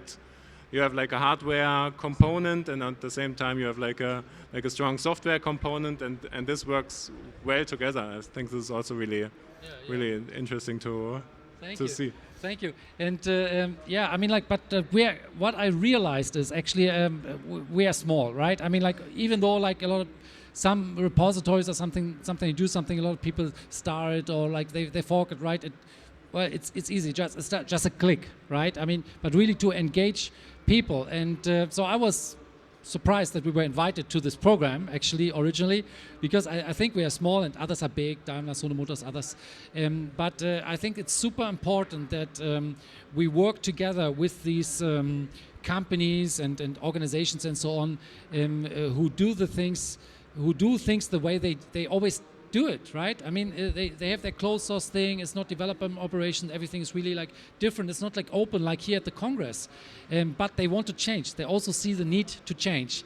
And this is something that I really like. And also to learn about their challenges and helping them in their challenges over the next 3 years, right? For example, if you order, like as a car manufacturer, for example, you have a supplier and this supplier gives you something and it's not open.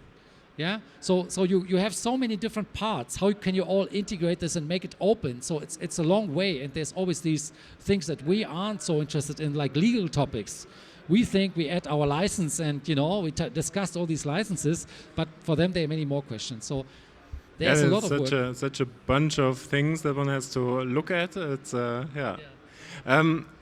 another two partners like XYZ Cargo, for example, they're making like cargo bikes. And it's part of like N55 collective, and they have like a open version basically that you're like free to build, and then they have like other versions that they build themselves.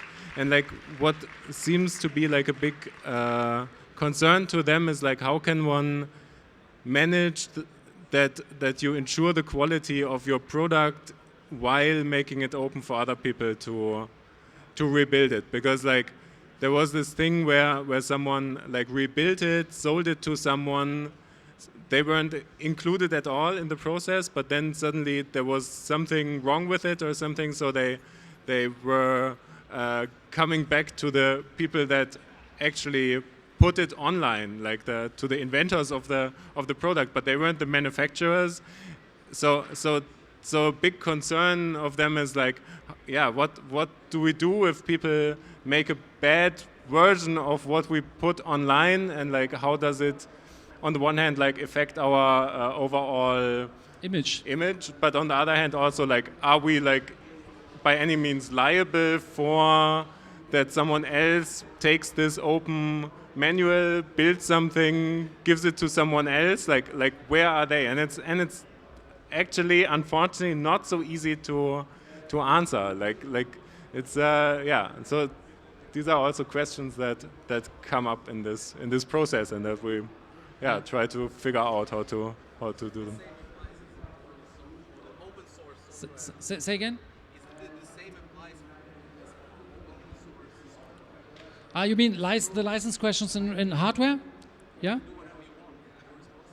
Somehow I remember with Java it always says you're not allowed to use it for nuclear power plants, and like there's like all this disclaimer thing, and I think the disclaimer, the ways of putting disclaimers into things is easier in software because you're used to the AGB and software licenses. That's one thing. Mm-hmm. And then it's also like with software, it's less easy to hurt yourself or something. Like with a bicycle, for example, you can really break a leg or like hurt someone else or something. And so it's kind of like, and there are also other rule sets that imply like certifications and like tests and so on. So it's not super. Yeah. So it's different. So I think these questions are not just about like the licenses; they're about legal questions in general. And there's also the question about the image and the brand, right? I mean, if you deploy software, you deploy it somewhere else, it's the same software. Yeah. Of course, you can still do a lot, mess it up, right? Configurations, whatnot, but it's the same software. Whereas if you do hardware and you want to have certain brand image, and so this is what companies that already earn money, they are worried that will change. And for example, like they have all kinds of legal questions that nobody has answered before. It's like us. Somebody has answered this question in the software world. Okay, we can just repeat it. We can just do it again. And these companies here, they said, okay, we are not always open source companies like we are already, right? But we are companies who want to do that step, and they get on board, and this is really amazing. We have a car manufacturer now on board that is starting to sell cars this year already they will be selling 10,000 cars. Hang on, this year, I'm talking about 2020, yeah? So we're so close. So they are selling these cars soon. So this is not like a small a team of people who say, yeah, we have an idea to make a car. They are doing it right now, and they are talking about open hardware on executive level with several hundred people working for them. So that's quite an amazing thing, and that's what we're doing here on the EU level. And we have here another company, which is Sticker. Sticker, how do you... Yeah, Sticker. Yeah.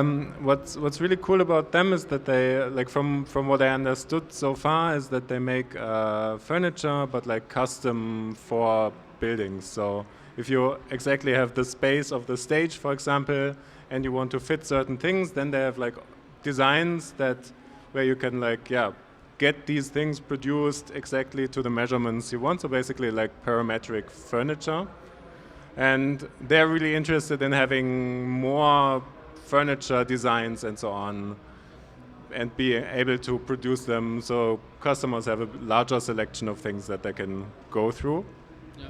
So questions that they all also were asking about the designs, and they are not always clear about what income models, because they also want their designers to have an income models. They want designers to use their services, for example, and they wonder if all these designs are for free, how can the designers make money? Some designers already live on a shoestring, yeah. So they're asking these questions, and designers are also asking these questions. We had this big thing with Creative Commons, and non-commercial licenses and this and that, like whatever license you choose for Creative Commons, I didn't see really business models coming up with these Creative Commons licenses, different to like the open source software license. And open source software, there's a lot of models, a lot of income in this area. So they are asking this: how can we work with the community? How can we open up things and at the same time ensure income for designers, for example? And that's an exciting part to explore and to talk about. Fiction Factory was very fun. We were visiting Fiction Factory recently for our consortium meeting, and they have one product that's kind of like a side company. It's called Wickelhaus, and it's like cardboard tiny houses, basically. So they have this huge machine that takes cardboard, like a big roll of cardboard, and spins it around like a huge metal, I don't know, shape or like a mold or something, and like glues it, and then they have one element for the house, and you can like have a few elements and have like a kitchen inside and a bathroom and all these things. This is really, really cool. And in general, they make a lot of, like for fairs and everything, they do a lot of like individual production of interiors, of like fair things and so on. And I also stayed in a hotel that's a boat actually, and like so they made this logo of the boatel on top as single rooms, so you could like stay in each of these single characters. So they do all these kind of things, and now they want to like improve like an existing laser cutter design and get their hands dirty within this. It's literally a factory actually. Like it's really like a factory for individual solutions. Yeah. And I always like that we have European partners. So this idea of like doing business across Europe and like making this program, right? I mean, like not just the big companies, but really like working with research partners. They're in Amsterdam, so we had a good time there, and really, really nice. And the laser cutter thing, I want to say, like just by doing the workshop there, we talked to so many engineers, and they didn't really have this idea of opening up production. I mean, like, right, when you work with companies, there's always your contact, and not everyone talks with every team every day. But because our group of people was there, suddenly the whole company is into openness. I talked 1 hour with the engineer who wanted to do the laser cutter, and suddenly after 1 hour he said, oh yeah, we really have to do this open source. That is very high on our agenda now, right? So it's really fun to change these kind of things and to work together with people. And we have Sodak here. Where were they? They're also in the Netherlands. Or was it in Belgium? Netherlands. In the Netherlands. In the Netherlands. It's in the Netherlands. Exactly. No, but like the thing that stuck to my head was that they're doing like open trackers for animals. so wildlife tracking solutions, and probably a whole bunch of other like IoT things, and like also they put sensor systems on bicycles, so like when everyone rides their bike, you could collect like environmental data and so on at the same time to create things. But it's like, yeah, I was especially intrigued by the animal tracking systems. Yeah. And I talked to them about if they can use our Pocket Science Lab, right? I mean, that could be an open hardware thing that we can start to collaborate on. Yeah. Cool. Maybe we can use some more minutes. I don't know how many we have to learn a little bit more about two more minutes. We have 2 more minutes. Okay. So I think we're getting to the end, and maybe we can take 2 questions. So just to maybe use this. So we already had some interaction with the audience, which was really cool. Go ahead. It's on? Can you hear me? Okay. I have 2 friends who separately decided to manufacture 3D printers, and one of them was doing pretty well. But when he tried to scale up his activities, like to sell it on like a bigger store or an official store, they requested that he have like a CE certification for his products. And I guess that's a pretty bureaucratic process. So would an organization like yours also provide consulting for like getting these certifications so that small manufacturers can actually scale up their activity into like big platforms? Yeah. What product was it? 3D printers. Yeah, I think it's like there's a lot of rules basically that on the one hand ensure, I don't know, like safety and so on, but on the other hand they're also a big advantage for bigger players. So it's a little bit like, I don't know, like you're often in Asia, there are a lot of like street food places and so on, and that's just amazing because there's so much happening. If you wanted to do the same thing here, it would be really difficult because everyone would need like special permission and so on, and it's kind of this double sword situation. And especially in the, like, for example, open healthcare thing, it's even harder because like there's of course even more rules that apply. And I think it would be super nice to, like, I think everything that we figure out we definitely will share on information, but I'm not sure yet how easy it is, or like what the best ways are to guide through these processes. But how does it work, for example, with Pocket Science Lab? Yes. Do you have like these logos on there? Yeah. Of course, we investigated. So there are a lot of questions to this, and I think like so we are at the beginning of this collaboration around Europe. And the goal is really to have a framework at the end that, for example, companies can follow, projects can follow. So this is a program like focus on consumer products. So the goal is really like bring things to the market, bring open source hardware to the market. And the idea is to have a framework at the end. What do I need to do if I have an idea? Or what do I need to do if I have my company and I want to make one of my products into open source? And not all the questions are always like, how can I release the source code? There are practical questions. How can I get the certificate and when do I need it? For example, we actually don't need it because we don't have a battery on it. But actually, if we have this symbol, then maybe more people would buy it. Yeah, they would say, "Oh, yeah, that's somehow secure." Yeah. So actually, some of the Raspberry Pi, they don't need the ROHS or something like that symbol because they don't have any liquid in there and so on. But they still have it. Yeah, because I think these are practical questions that we could also cover there because these are like. You don't have a legal department to do that, right? But we want to help other projects, inspire them and help them practically. How can they move from project to real open hardware? And I think like one last question, yeah? No more last questions. But yes. Yeah. So we take it over. We are still here for a little bit, like there behind is our cluster. You're also there. So please join us, talk to us, and maybe there are already ideas for collaboration. Yeah, thank you very much, Daniel, for joining this. Yeah, it was great. And thank you very much for giving us the opportunity. Thank you, everyone. Thank you. Thank you very much, Mario and Daniel.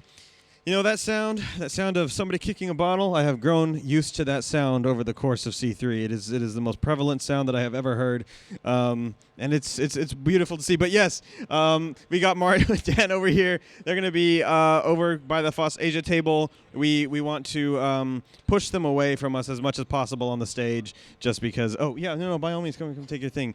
Okay, coming up. We are going to take a little bit to get set up for our next talk, which is going to be given to us by Matilde, who is going to be talking with us about the project that she works on, Urbit with a U, something like that. And they mix astrology and blockchain, so that's kind of cool. You can get your horoscope on the blockchain for free. So it's not quite like that. It's an operating system with something going on underneath under the hood. We have made a Monero convert out of her since she's been here, so she will probably leave her shitcoin in the future. Thank you so much. We'll be back in just a couple of minutes.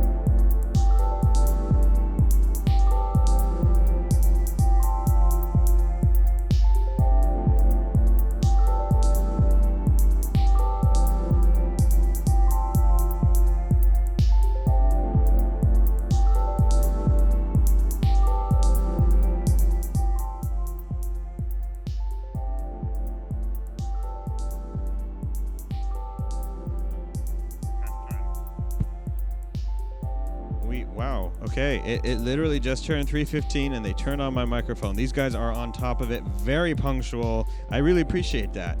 So we've got another talk and then a small break and then our last talk. Things are winding down a bit here.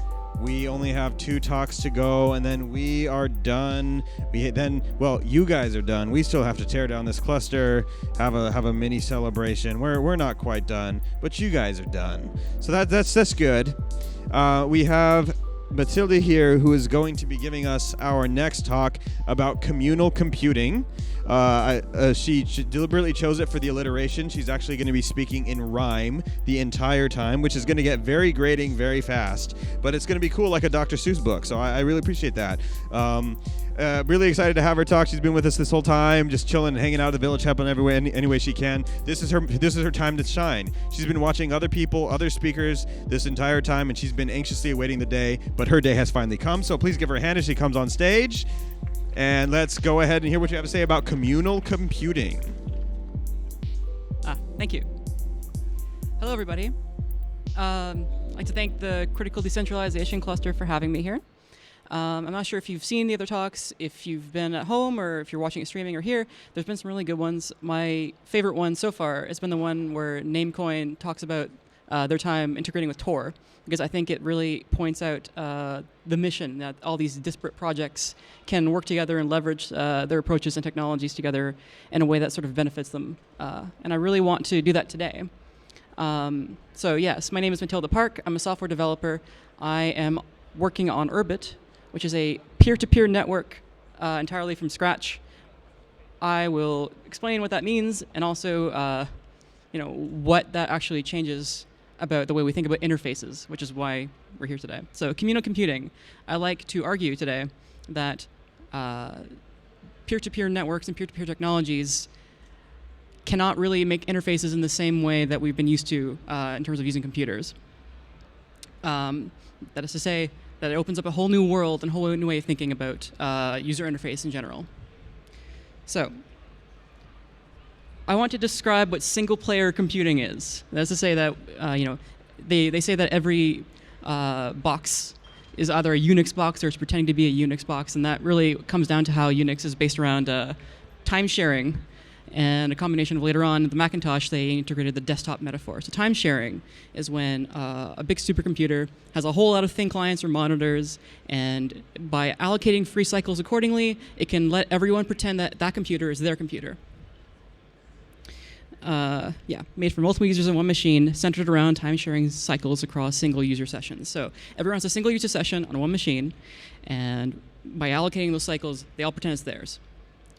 But this also replicates in the client-server relationship. That is to say, the relationship between your computer and that computer you connect to. Because essentially, it changes the way even the hardware gets manufactured, because it becomes very easy for users to just abstract it away to some other company to do basic tasks, like storing photos or talking to their friends. But it also heavily limits sort of what they expect from a specific program. So when we're talking about decentralization, it's not just like a buzzword or like a rah-rah team that's good thing. It's about going away from central command structures and toward direct empowerment of individuals to find each other and to work together. But I think so far the steps we've been taking have been working toward a modular approach, building on top of the current stack in such a way that while it allows for agency on a small scale, like these small teams of people can get a lot done, it actually hides away a larger problem as we get toward lower level decentralization. So essentially, when you're talking about a centralized platform, you're talking about single clients to single function computers. And it also influences the fact that we expect there to be an account that we log into for everything we do that does one thing and that doesn't know about every other machine we have. And the more a specific company bases their business model around this concept, the more they're incentivized to make thinner clients on the hardware side. So you'll see that, if you're Apple, you'll start making MacBooks that have less hard drive space because you want them to use iCloud, because it's just a better user experience across all the devices today. Or if you're Google, you want Chromebooks, which are the thinnest clients of all. But essentially, it becomes increasingly difficult to not participate in this process of abstracting away basic computer functionality to these giant services that want to monetize basic usage, even though you can do this on your own computer. Like, we've long since gone past the time where you should be using a thin client to a big Boeing 737. It's like you want to be able to just use the things that you're doing on your computer directly with other people in a way that's sane and can be easy to use both for you, but also for finding other people. So far, I want to talk about two different decentralized products or federated products that I actually really like. And that while they do have a really good UX, I think they made some trade-offs that point to the fact that we're creating deeper level decentralization that will increase the sort of challenges available to us. So essentially, the first one is Mastodon or the Fediverse. I use that every day. It is actually a really great experience. They've recently solved the problem of migration between instances, which I think is actually really brilliant. It's just a federated social network, so it does one thing. It does it very well with a very good user experience, but it abstracts it away to a landlord model. So instead of using one big supercomputer, you're using your local admin's supercomputer, and you're trusting them with everything in that sliver of your digital life. Likewise, with Scuttlebutt is another, it's a social network that is fully peer-to-peer, but it trades it off with the fact that there is not an external verification store for their identities. So every single time you create an account on your computer, it's a new person, and you have to, like, once you have more than one machine, you have to make a new identity with a new little parenthetical comment to find the same people over again. Okay. The lesson that we learn from this is that the internet right now, and the ClearNet, as a system does not really directly incentivize direct ownership. It's very easy, and it's actually every step of the way, you're highly encouraged to abstract your online life into this model and just accept the trade-offs. But as we know, when we first used the internet, for most people it was Usenet before or after September 1993. It was about sort of making communities together, directly connecting with each other, and doing things together with our computers in like an intranet somewhere, around interest groups or whatnot. So, a bit about what I do. I work on Urbit, which takes a systematic approach. It creates a full stack to construct itself around a peer-to-peer network. We essentially branched off computational history around the time of Unix and sort of built the incentives and every single part of the stack around sort of current use cases for what humans want to do together. That is to say, to cultivate and facilitate small communities to do things with their computers directly in a way where they can find each other on the network very quickly with a consistent namespace. They can assume goodwill on the part of everybody because you all have a stake in the network success. And it makes everyday computers understandable. It constrains the complexity to a stack that one person can understand, which if the more you know about computers, the more you might think that that's like an incredible feat, I think. Because essentially, Linux is about 30 million lines, the last I ever heard. So the core goal is to use the internet like the internet used phone lines, basically, to make it so that there isn't like a client and a server, but everyone is a client and a server.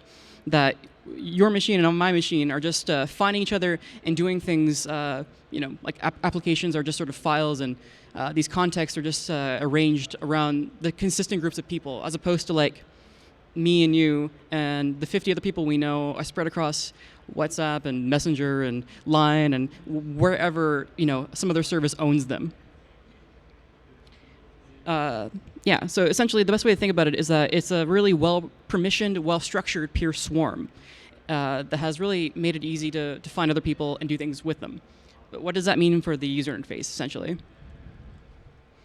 Because if everyone is running their own computer and speaking directly to each other, you have to plan your UI around a wide net of small groups, because it's not so easy to just aggregate all the data you have.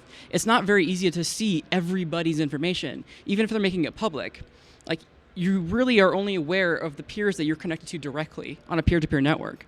And so you can't build like an upvote system on Reddit very simply. It just won't scale. Like, the more people that are there, the harder it is to do. what ends up happening is that it's actually very good at working at a wide net of small groups of people,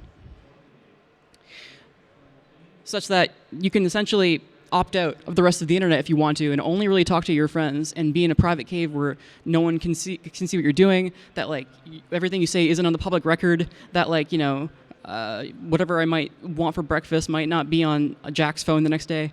I don't know. But how do you build for a community outside of a single context application then?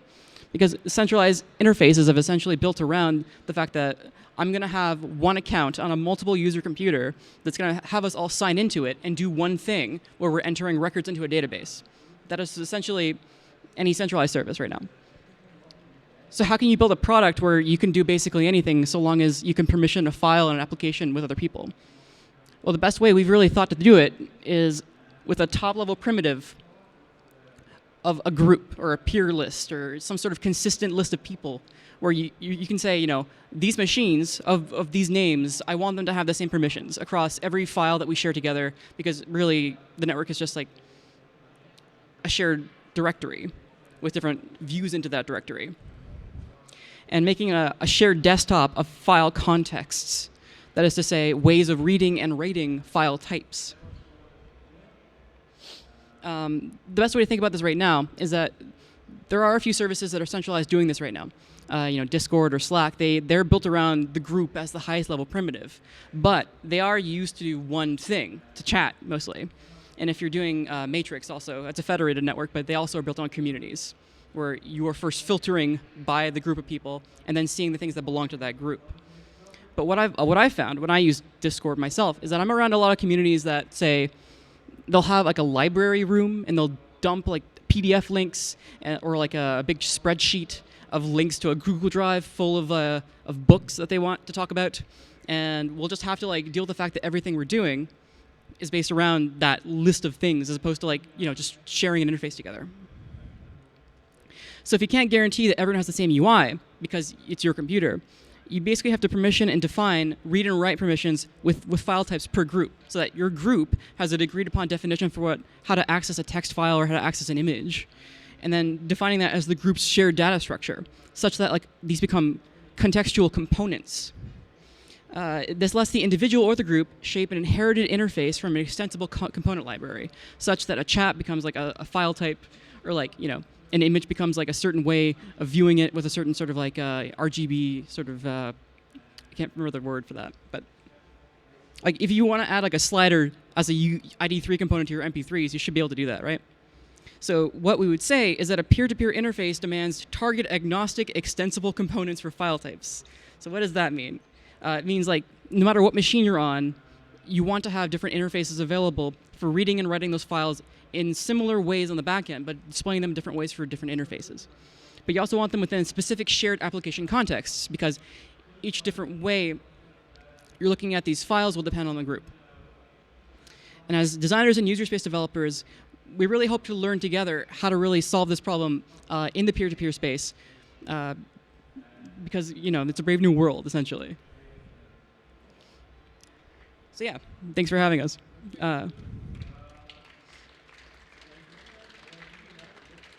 I think we have 1 minute. No? Yeah, we can take a question if you want. You have to get a mic to you though.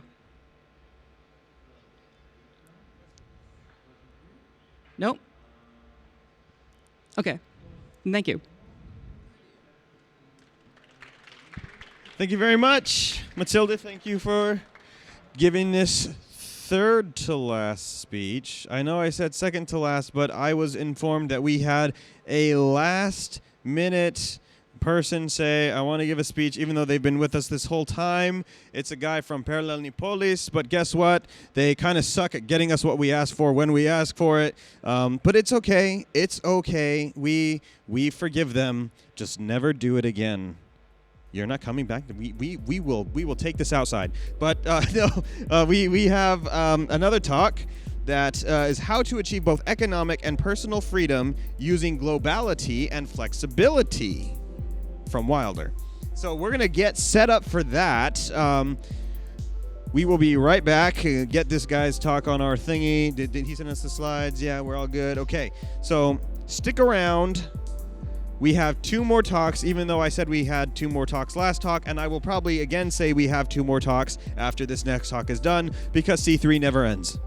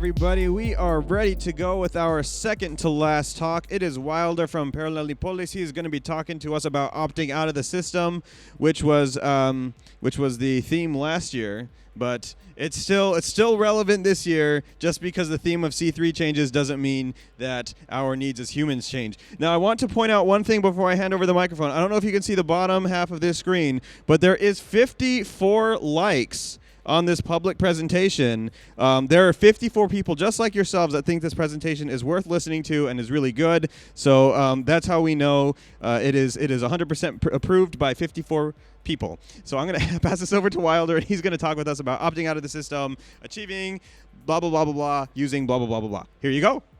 Okay. Thanks a lot.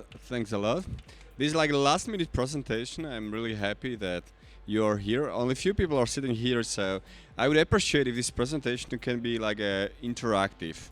So if you have any question, anything, just raise your hand, stop me, and I will be happy to answer to your questions. So the name of my presentation is How to Achieve Both Economic and Personal Freedom Using Globality and Flexibility. Firstly, I would like to introduce myself. So I'm a crypto anarchist, which means that I strongly believe that crypto technology can help us to achieve more personal and economic freedom. My technical background, I'm a computer hacker, so I have two ethical hacking companies, IT security companies. We do like ethical hacking, especially in Central Europe. I'm also the co-founder of multiple hackerspaces in Prague, also in Bratislava. Maybe you know the Polis, which is quite pretty unique in Prague, Bratislava, Vienna, and now also in Barcelona. I'm also the member of one Czech contemporary artistic group and responsible for many anti-government digital privacy projects. But what is the most important is that I'm like a perpetual traveler. So I spent the last 5 years just traveling, moving all the time, and because I'm geek, I was thinking how to achieve most freedom in my lifestyle. Okay, I would like to start this optimistic Hans Christian Andersen quote: "Just living is not enough. One must have sunshine, freedom, and a little flower." So, if you want to have more freedom in your life or in your society, you have multiple options. Let's describe this option.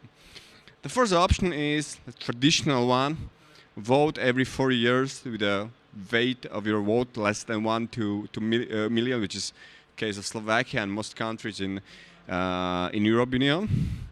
So this is like a traditional option. The second option is just to be activists, organize many anti-corruption demonstrations, organize, create petition for the better governments, and try to improve your government. The third option, probably very unpopular, is just to become the politician and try to change your system from inside. And the last option, what you can do, and this is exactly what my presentation will be about, is how to opt out of the system and just don't wait for any approval from democratic masses. Be global, be flexible, grasp the current crypto technology and all legislation loopholes or legislation possibilities, and be free just now. So this is the topic of my presentation. I'm going to explain you how to choose a suitable country for your permanent residency, how to choose suitable country for a company, why it's really important to eliminate center of your interest in your home country. So it means that you have to divorce, you have to sell your properties, become homeless. Why it's necessary to close all your bank accounts, switch to crypto completely, especially to truly anonymous cryptocurrencies like Monero, for example. How you should choose global healthcare insurance provider, how to choose the world mobile operator, how to embrace sharing economy and use it in every country, and also the last thing, how to help all your friends to opt out of the system like you and move to parallel society. Okay, so let's start with the first point. So the question is why we should change our permanent residency. So I'm going to describe you situation in my situation. Like I'm Slovak citizen and I had my residency, permanent residency in Slovakia. And it was definitely not a good idea because of the following reason. The first thing is that because of my mandatory permanent residency, I have mandatory military service. Despite the fact that Slovakia, also Germany, is the member of NATO, in case of any military conflict, for example, someone decides attack Germany or Slovakia, you have to go to the army just because you have permanent residence in Germany or you have permanent residence in Slovakia. Another thing is that if you are permanent resident of Germany, you have to choose from the oligopoly of few companies, few healthcare insurance companies, just German companies. When you opt out, when you decide to give up your permanent residency in Germany, you can choose from the global market of multiple global healthcare providers. Also, tax residency. The thing is that if you travel a lot, like me, for example, and you don't stay in any country more than 183 days, which is more than half a year, it doesn't make sense to have any permanent residency or tax residency just because you have obligation to pay taxes and you don't legally you don't need to pay any taxes if you don't stay in any country more than half a year. Okay, another thing is that if you have tax residency, for example, in Germany or Slovakia, you have to tax all your income, including your crypto income. So, for example, you are a hodler, you have a lot of bitcoins, a lot of Monero, and you want to sell it to fiat. Of course, you have to pay 20% from your income if the value of Bitcoin or value of Monero will go up in the following years. Okay. So the thing is, where to choose the permanent residency? So I recommend you to choose your permanent residency according to the two facts. The first fact is you should prefer the country with a territorial taxation. What does it mean, territorial taxation? It means that in these countries you have an obligation to pay taxes only from your local income, not from your foreign income. There are many of such countries like Costa Rica, Gibraltar, Hong Kong, Macau, Malaysia, Nicaragua, Panama, and so on. And also, you should try to choose countries with a double treaty agreement with your home country where you want to do business. So, for example, if you're a Czech citizen and you have customer in the Czech Republic, it is good to have residents in Hong Kong, Malaysia, Panama, Singapore. If you're a Slovak citizen, this country are Hong Kong, Malaysia, Singapore. What does it mean? It means that if you're, for example, if you do business in the Czech Republic and you issue the invoice from your Panamanian company to any Czech company, this company can use this invoice as an expense. So you move money to Panama. In Panama, it's zero tax for foreign income, so basically you don't need to pay taxes. So I personally decided for Panama. So at this moment, I'm still European citizen, but resident of Panama. So I decided to give up my residency in Europe because of multiple reasons. And the reason why I decided from these list of countries just for Panama are because I have a lot of good friends in Panama. I speak Spanish. Also Slovakia, as well Germany, they are on the friendly list of Panama. What does it mean? It means that if you're German, for example, or Slovak or Czech, or any European, basically, you are on the friendly list of Panama. And when you ask for your permanent residency in Panama, you can get it for unlimited period. I mean, forever, basically. So this is especially good because, for example, if you are from Colombia, Venezuela, Nicaragua, and these countries, and you are asking for Panamanian residency, you get it usually just for 2 or 3 years, and then it's really difficult, very handy to renew your permanent residency for another 3 years. But this is not your case because you are positively discriminated. You are from the friendly list. Also, Panama is a territorial taxation country, so you need to pay taxes only from local income. Another cool feature of Panama is that they don't have central bank. By the way, central banks are responsible for inflation, hyperinflation in most Latin American countries, especially Venezuela or Argentina. So in these countries, you would especially appreciate if there is no central bank.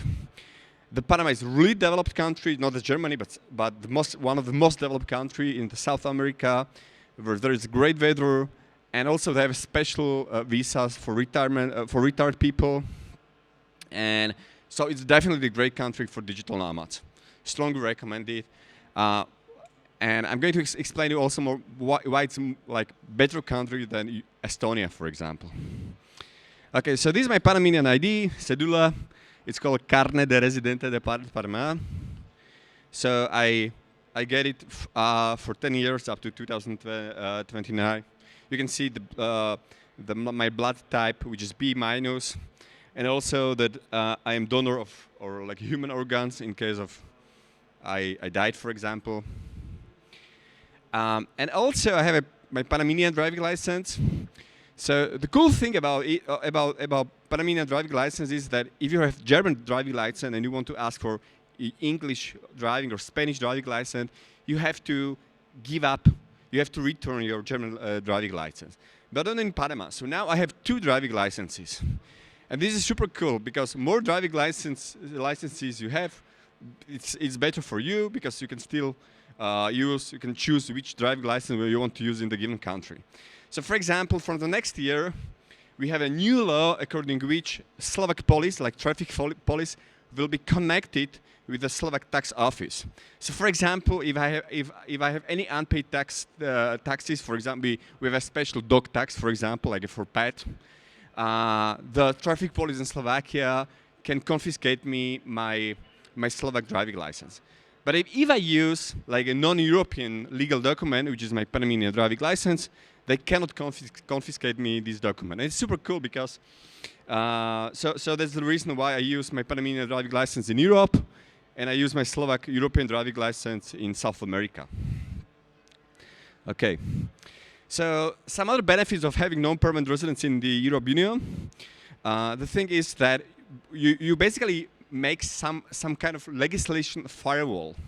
So the thing is that one cool feature of Panama is there is no state postal office, or I mean a functional state postal office. So if German government wants to send you anything, they need to use private courier like DHL or something like that, and it will cost maybe 100 euros. So if your local European government wants to send you anything, they need to pay at least 100 euro. And also, so for example, in many situations, it doesn't make any economical sense to send you anything from your government to Panama. The cool feature is that you can still have 2 passports. For example, we can have, because of Israel, we can have 2 Slovak passports. So if I want something from my government, I just use I don't have my Slovak national ID. I just use my Slovak passports, and I'm immediately solve any problems if I need to solve any problems. Another cool thing is that changing your residency back to Germany or to Slovakia, to your home EU country is super easy, especially if you have their family or you have a company, and you're a citizen of Germany or you're a citizen of Slovakia. So it's question in Slovakia, it's a question of €5, I think. You can change it immediately, and after you solve what is necessary, you can change it back and you can give up your residency. Okay. So I was also thinking, considering some alternatives. Probably quite a good country, territorial taxation country is Paraguay, but unfortunately I don't know anyone in this country. Another country is Malaysia. Malaysia is cool because Malaysia has double tax treaty agreements with most European countries, but and there are also some like a tax paradise which is called Labuan. It's the special part of Malaysia which has the maximum limit of taxation. So you pay some percentage from your income, and then when you reach $7,000 or $8,000 yearly. So when you reach this limit, you don't need to pay anything more. But the problem is that Malaysia, it's really difficult to get something what is permanent residency, and also it's a dictatorship country like also like Singapore, Dubai, Saudi Arabia. So I decided to not to consider these countries just because I don't want to support like a dictatorship regime. Another interesting country is Nicaragua, but unfortunately now they have some political protests. The Nicaraguan president was shooting, his government was shooting to students, so not very safe environment, political environment. And also Costa Rica. The problem of Costa Rica is that it's really expensive. I think Costa Rica is even more expensive than Germany probably. So you need, and to have the permanent residence in Costa Rica, you have to buy a property in Costa Rica, which will cost you 100,000 euros or dollars, and it's really expensive. Okay, so now the question. I described how to choose your permanent residency. Now I'm going to choose how to choose the suitable country for your company. So before you start your company, you should definitely ask, where are your customers? So if you have customer out of the European Union, usually it doesn't make any sense to use or to create European company. So in this situation, it's definitely better to use any offshore destination. And if you have customer, I mean when you're providing some services like programmer, IT services, and if you're a customer in the European Union, I think probably the best option is to you consider Cyprus, because Cyprus is a European country with the EU, also in the Eurozone, and they have the least income tax, which is only 12.5%, or Estonia, which has 20% income tax. But what is cool about Estonia, you have an obligation to pay taxes only when you want to withdraw money from your Estonia company. And another cool thing is that if you have any physical office in the given country, and it's almost impossible to prove that your physical project was done in the given country, it doesn't make sense to have any Slovak, German, any company, and you should definitely move your business to Cyprus or Estonia and avoid like a high taxes and stupid bureaucracy. Okay, so the question is, why should I leave my company from Slovakia, Czech Republic? I think pretty similar reasons are in the most European country, because you have high taxes and you have mandatory social healthcare insurance. In Slovakia, we have pretty unstable environment for entrepreneurs. So every election, the business or company laws are changed. We have a lot of privacy dangerous law. So I don't recommend to use to do business in these countries. Okay, and one important information is that I mentioned to you that when you give up your permanent residence in Germany, for example, it does not need to be enough when you don't want to pay taxes in Germany.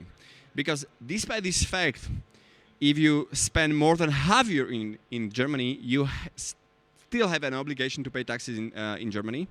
And even if you don't spend in Germany more than half year, and you have something what is called center of your interest in your home country, you still have an obligation to pay taxes in Germany. So what is necessary to do to eliminate the center of your interest in your country? So firstly, you should give up your permanent residency. You should leave up official job. So the whole hack I'm describing here is just for company owners. You cannot be employed in any corporation. This is pretty necessary to say. You have to change it together with your wife or your husband. So if your wife or your husband does not want to change his permanent residency to Panama, for example, you should divorce, because otherwise your husband or wife will be like a security privacy risk, center of your interest. You should sell all your properties, but the cool thing is that when you want, in case of Panamanian residency, you need to create Panamanian company, so you can sell your German property, German flat or German house to your Panamanian company. So also, if you have German company or any company, you should sell it to your Panamanian company. You should become perpetual traveler, which means you shouldn't stay in any country more than half year, because if you stay in any country more than half year, you have an obligation according to the international agreement to have tax residency in the given country. And you should become the homeless with no obligations. Close your bank accounts. Using bank accounts is very sensitive. For example, I stopped using my bank accounts maybe 5 years ago. I completely switched to cryptocurrencies, and I do not consider Bitcoin to be like a trusted, safe cryptocurrency. So I switched to Monero. I'm the Monero guy. So you should be also aware that if you use bank accounts, your bank, your Visa or MasterCard company, government, basically they know everything about you. So you have no financial privacy at all. So and if it is not possible to close all your bank accounts, usually you can survive with these virtual cards like a Revolut or N26. So I also have a separate presentation how it is possible to completely switch from the traditional bank accounts to cryptocurrencies. There is a link. And also you should be aware there is no country in the world with a bank secrecy anymore. So there is no country where you can open the bank account and it will be like a secret. No country. The only thing if you want to survive is just to switch to truly anonymous cryptocurrencies. Okay. So as I already said, I recommend you to use Monero for anonymous savings. So if you need to pay for anything, there is a great service which is called xmr.to. You can pay all your expenses in Bitcoin. Also, there is a great service which is called lamium.io. Do you know Lamium? Lamium is super cool. It's a way how to pay all your invoices in Europe Union, German invoices, for example, without KYC and without AML. So, and it doesn't even support registration. So you just upload your invoice in Germany, German invoice you need to pay. You send crypto, and there is a pool, decentralized pool of payers, and some guy just accepts your Bitcoin, and he will pay it from his personal bank account. So, for example, what you can do, and you don't have a bank account, you can delegate all payments of your own invoices to random people. There are also, you can use also Bitcoin debit cards like Bitfor or Varex. Unfortunately, it's not possible to get this card in an anonymous way, so you have to provide to do KYC AML if you want to ask for Bitcoin debit cards. For example, in Prague, like Prague is one of my home city, there are like 176 places where you can use crypto. The biggest e-shop in Czech Republic is called alza.cz. Alza is like Czech Amazon. They sell basically absolutely everything, and they accept crypto. So you can easily order from your computer to toilet paper from alza.cz.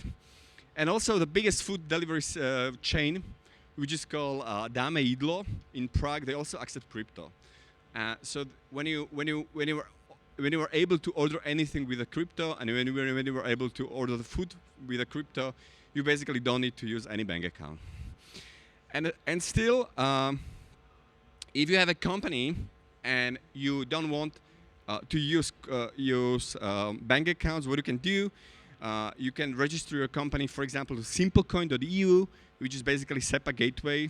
So if you receive any invoice in fiat, you can easily pay this invoice by your company. And so basically, as a company, you don't need a bank account, which is super cool. Okay. Also, you should be aware that if you use official cryptocurrencies, I mean centralized cryptocurrencies, you have to follow KYC AML. So if you don't like these KYC AML regulation, you should use decentralized crypto exchanges like Bisq or HODL. Choose your global healthcare insurance. This is super cool. So if you're in Germany, you have to be customer of of the oligopoly of few healthcare insurance providers. But when you give up, you can choose from the global market. So there are a lot of players like Cigna, Allianz, for example. Me personally, I paid very cheap healthcare insurance, which is called Safety Wing, and it's global, except of the US, and it works in a very easy way. So basically, I pay everything in cash. When I visit any medical doctor in any country, I just take the receipt, I scan this receipt, send it to email to my healthcare insurance company, and they just send me money back. So this is super cool. Also is that when you are willing to be global and flexible, you can save a lot of money. So for example, many perpetual travelers, they know that In Hungary or in Colombia, there are the cheapest and the best dentists. If you want to do like eye surgery, the best country and cheapest country is Czech Republic. So depending what kind of medical problem you have, you can you can visit specific countries. Also, choose your mobile operator. So there are like many global mobile operators you are probably not aware of. Despite the fact that I'm not a big fan of Google, I decided to use the project which is the best, and it's called Google Project Fi. So what I have now, I have unlimited data for $45 in all countries of the world.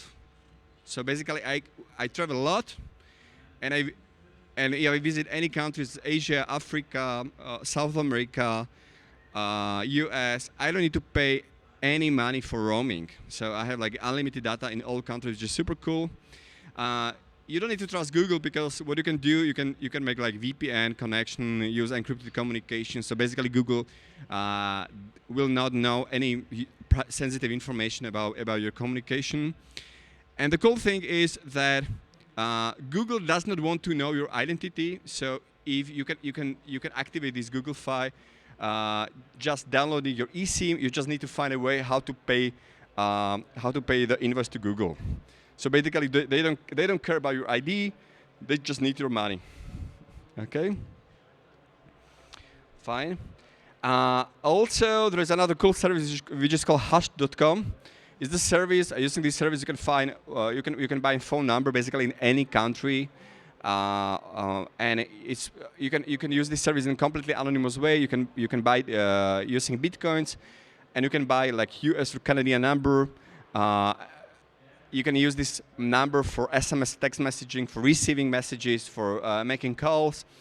And the cool thing is that when you use like cloning application like Duplex or Dual Space Bit or Hash.com, you basically can create your new anonymous Signal identity, WhatsApp identity, I don't know, Messenger identity. So you can create on one phone the alternative identity, Messenger identity.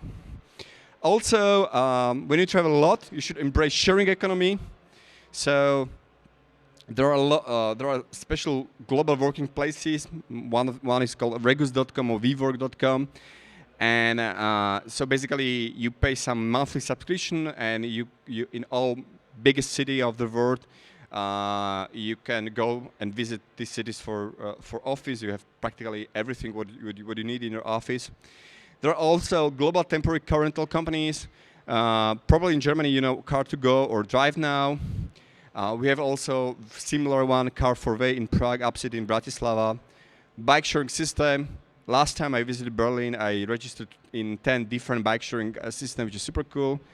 And every time when you visit some country, you should definitely check possibilities of the local sharing economy. Okay. And the last important thing is that if you are so lucky and you are able to opt out of the system and you really like it, you should try help your friends to follow you, and also try to opt out of the system and move to parallel society, because I'm more than sure that thanks to these opt-out advices, you can achieve more freedom than traditional voting, for example, trying to change your system or political system. Because, for example, in Slovakia, we are totally skeptical. We don't believe in any political change. So if you want to be, if you want to have more freedom, you should definitely try to opt out of the system and embrace the global possibilities of all countries. So being flexible and the global at the same time, you can achieve new kind of freedom. But maybe you can say, oh, this is really complex and really difficult. Should I do it?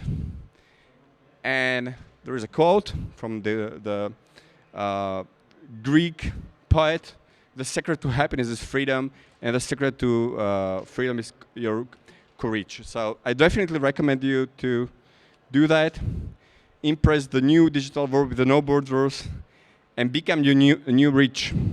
I'm not sure if you know the term new rich. Okay. So basically, new rich means that new rich people are not people who have a lot of money, but they have to visit corporation and work since 8 a.m. until 6 p.m. or 4 p.m. The new rich people are people who are willing to move and who have a free time. So if you are portable and you are able to work from any part of the world and you have a time, you are definitely new rich. So thanks a lot for your attention.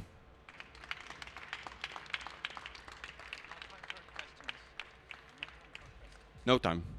Okay. So no time for questions. Yeah, sorry, no time for questions. I know if you guys do have questions though, Wilder is going to be over here off stage. You can go ahead and swarm him, give him a bunch of groupies around him so he can feel very special. But we are going to be setting up for our very last talk. We got one more to go, and then we're going to be done over here. I know that the C3 themselves are going to kind of have an ending, something or other that you're not going to want to miss. So give us just a few minutes, and we will be back with our last talk, which is Hackatoshi's Flying Circuit. I know I said Jose before, but it's actually Josef. I missed that F. And I'm Mexican, so I saw the J-O-S-E, and I'm like, Jose, haha, okay, a man after my own heart. So, yeah. All right, so we will be back very soon.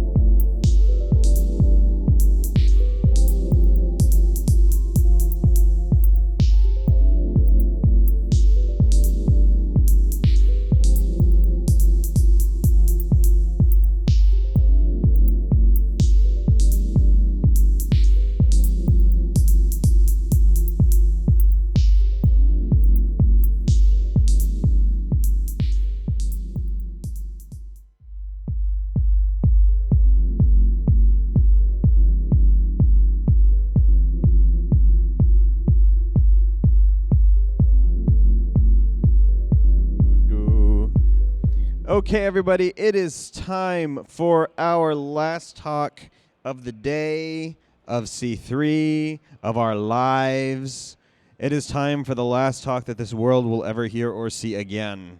We have Josef here. He is going to be talking to us about the link between hipsters and avocados. That's right. Hipsters have a great love for avocados. They put them on toast. They put them in their shakes. They put them in the blender. And it's really bizarre. But Paralelni Polis people are nothing if not kind of like weird tech hipster people. So I'm going to hand this over to him, and he can explain why he brought this. And because I don't have an explanation why he would bring it on stage, but I'm sure that he has a perfectly good one. So please satiate all of our curiosity about this. Thanks. Well, I would start with a question. Does anyone have pepper by any chance?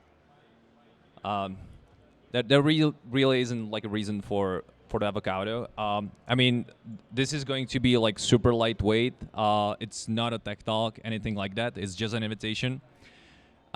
So a year ago, which was the first time when Paralelni Polis participated here at the CDC assembly, we were kind of like amazed from just the community, like the level of community participation and all of the great stuff that was happening around.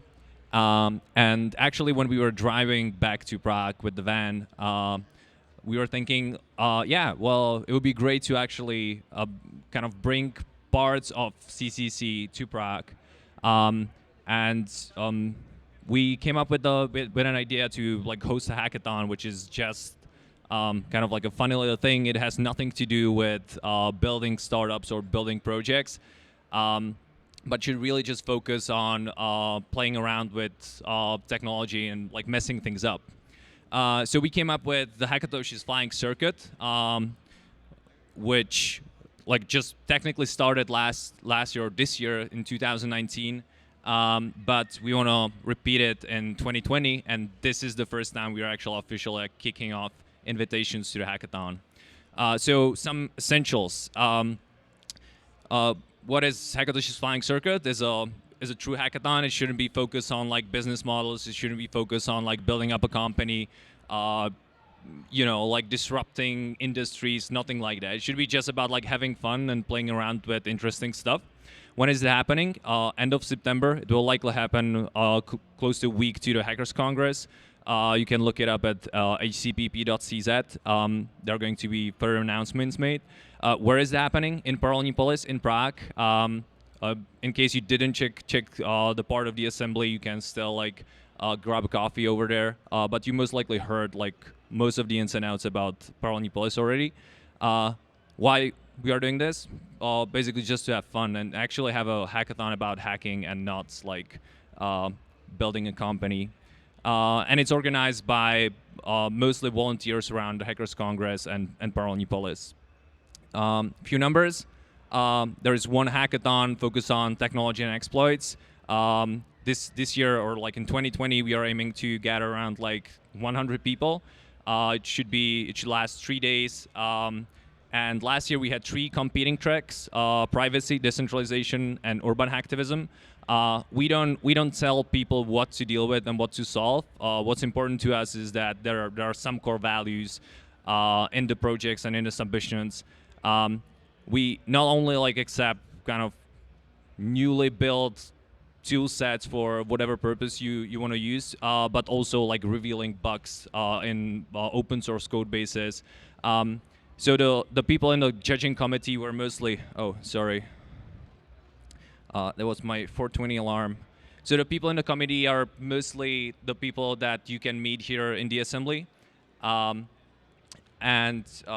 Yeah, well, there wasn't any strict process for picking the winners. That was basically about like sitting together and like going through the repos and talking to the participants and picking up a winner after like a weekend-long get together. Among the regular like hackathon tracks, we also announced the Open Exploit Award, which I'm going to talk about in a bit. So as I mentioned, the only kind of like important part of the hackathon and all the submissions is to be like values aligned. Like we don't aim for a particular business solution, like a particular industry. We just really want to see what people can build when they have some motivation and a space provided to build stuff. So among the winning projects this year were kind of like 3 highlights. The first one was Project Pisk.cz, which is basically a secure drop for journalistic sources, focus on like Czech and Slovak journalists. The second one was a project that was brought in by a guy from Seabase called Syncubet, which is basically a Dockerized Ethereum node setup behind Tor. And the last one from the urban hacktivism track was Paralelni, which is kind of like an artistic concept for of chipping pieces of land, like unused land in the city, and then claiming it as a DAO. So these guys actually, I think I've seen them like twice or like 3 times during the entire hackathon. And the last time I seen them was like after midnight when they were leaving the building with like a bag and a bag of concrete and a shovel to go and implant these chips. So this year we were competing for altogether $5,000 and paid in DAI and some IDE licenses, which were not open source, obviously, but yeah, we're so nice. So a bit more about the Open Exploit Award. We thought it would be nice to have kind of like a ceremony to actually like, acknowledge and sort of like give thanks to people that revealed something super interesting. Ideally in the previous year, obviously like not all of these were revealed in 2019, but quite a huge portion of those were like revealed here at CCC. The committee of judges like nominated and then picked like 3 winners of the Open Exploit Award for 2019. The first one is the Wallet Fail project, which showed like a feasible hardware wallet seed extraction. That was actually last year here at CCC. The second one was eFail, which showed bugs in implementations of OpenPGP. And the third one was Meltdown Spectre, which is a processor memory leakage exploit. And like all of these 3 teams were awarded the like a certificate for winning the prize, and then we sent them, or we are going to send them the posters made by Mfish, who does like all of the visuals for Paralelni Polis. Organically, the committee of judges also decided to announce anti-awards, in the scope of the hackathon. So the first anti-award was awarded to one department of Kazakhstani government for trying to intercept like all of the HTTPS traffic by basically enforcing like a state-issued SSL certificates. The second one was awarded to company SciTech, which is providing services to Russian Secret Service, and we are awarding them, namely for the project Nautilus S, which aims to de-anonymize Tor traffic. And then the third one was actually sort of a mixture of projects that allowed implanting malware into their apps. And because we didn't want to send the trophy to all of them, we just like picked the first obvious one. So we are going to send it to Facebook. The trophies are on the picture, so we are going to send them like a nice letter and a 3D printed red penis just to kind of express our feelings. And that's about it. That was the invitation. If you're interested in the event, you can go to flyingcircuit.com and you can sign up your interest if you want to get an invite. Most of the invites are done in like peer-to-peer fashion. So like we just basically try to raise the awareness like at through talking to people, and like if you know anyone that this event could be interesting for, please share it with them. And to kind of close this down, this was our invitation from last year. As I mentioned, we just started like thinking about the event on the way from CCC, so I'll be interested what comes up from today's trip back to Prague. But yeah, I hope this will at least attract some Python developers if this plays.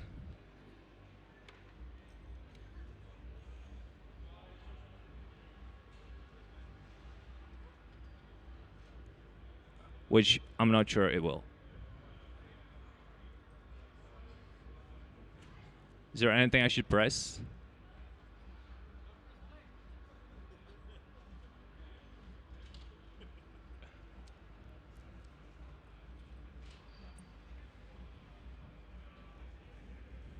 Oh, now.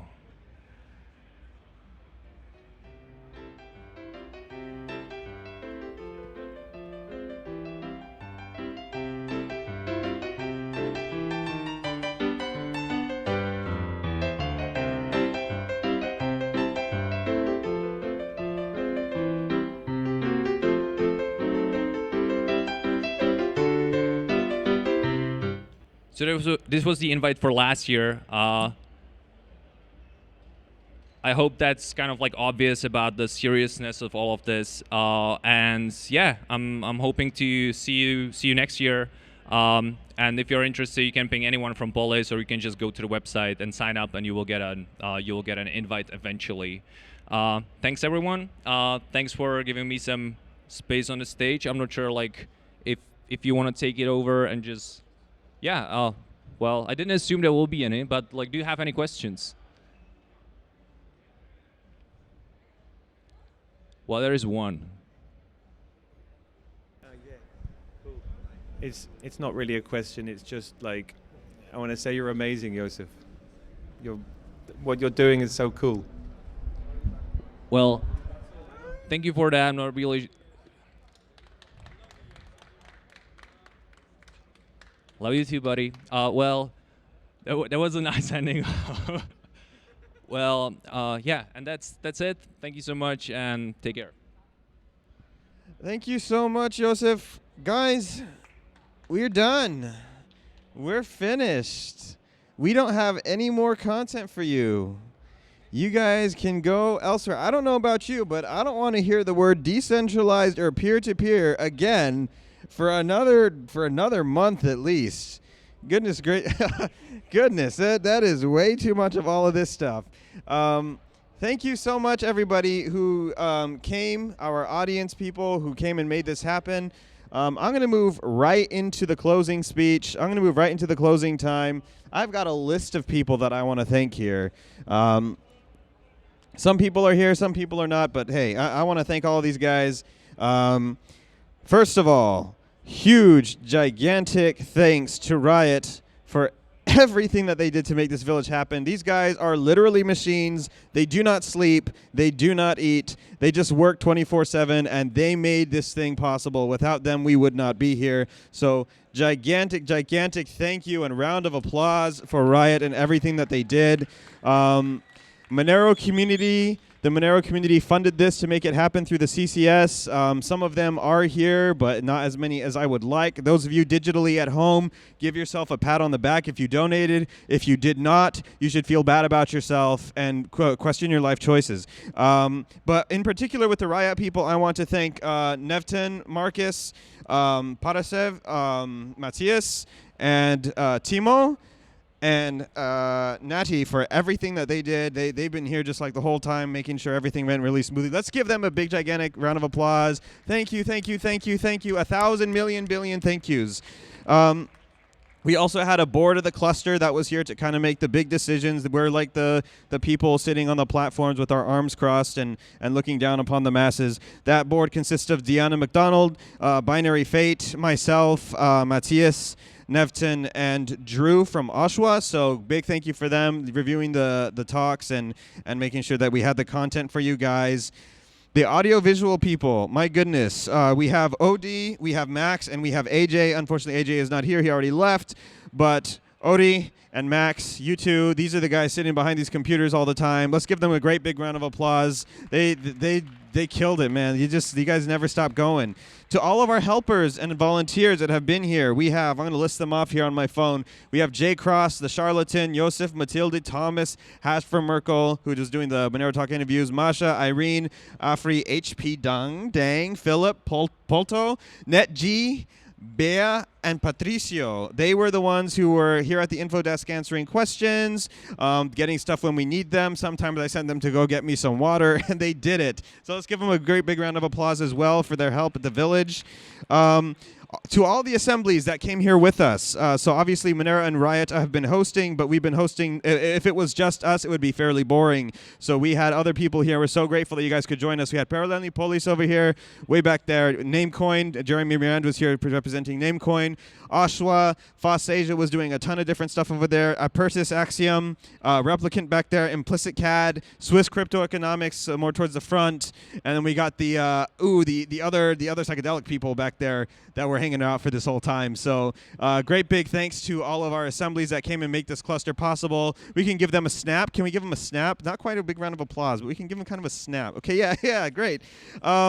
Big thanks to Chaos Computer Club for putting on the this C3 conference. Huge thanks to all of the angels and all the people who make this thing happen and allow us to be here and present and shill our little shitcoins. That is, we appreciate you guys so much. We really love to be here and to give you guys great quality content about privacy, decentralization, and all that kind of nonsense. Once again, big thank you to the Monero community for the CCS and to Monero Talk for doing the remote interviews. We're really glad that they were available for the time that they were available. That's it, guys. We did it. We made it to the end. I'm so proud of the team that's been here. I'm very grateful for the audience, and we hope to be back next year to bring you more and more and more. You can go to decentral.community, but now it's not going to tell you much because we're done with all the scheduling and we're done with all the things. So you can go there. I just have been saying that this whole time. I feel like it's appropriate to sign off by also saying you should go to decentral.community. So I've been Diego Salazar, your host this entire time. I'd like to thank you guys for having me. And it's time for us to tear down the cluster. If you would like to stay around and help, we'd more than be happy to have your service. If you don't want to do it because you're not obligated, that's also fine. So thank you so much. We hope to be back next year.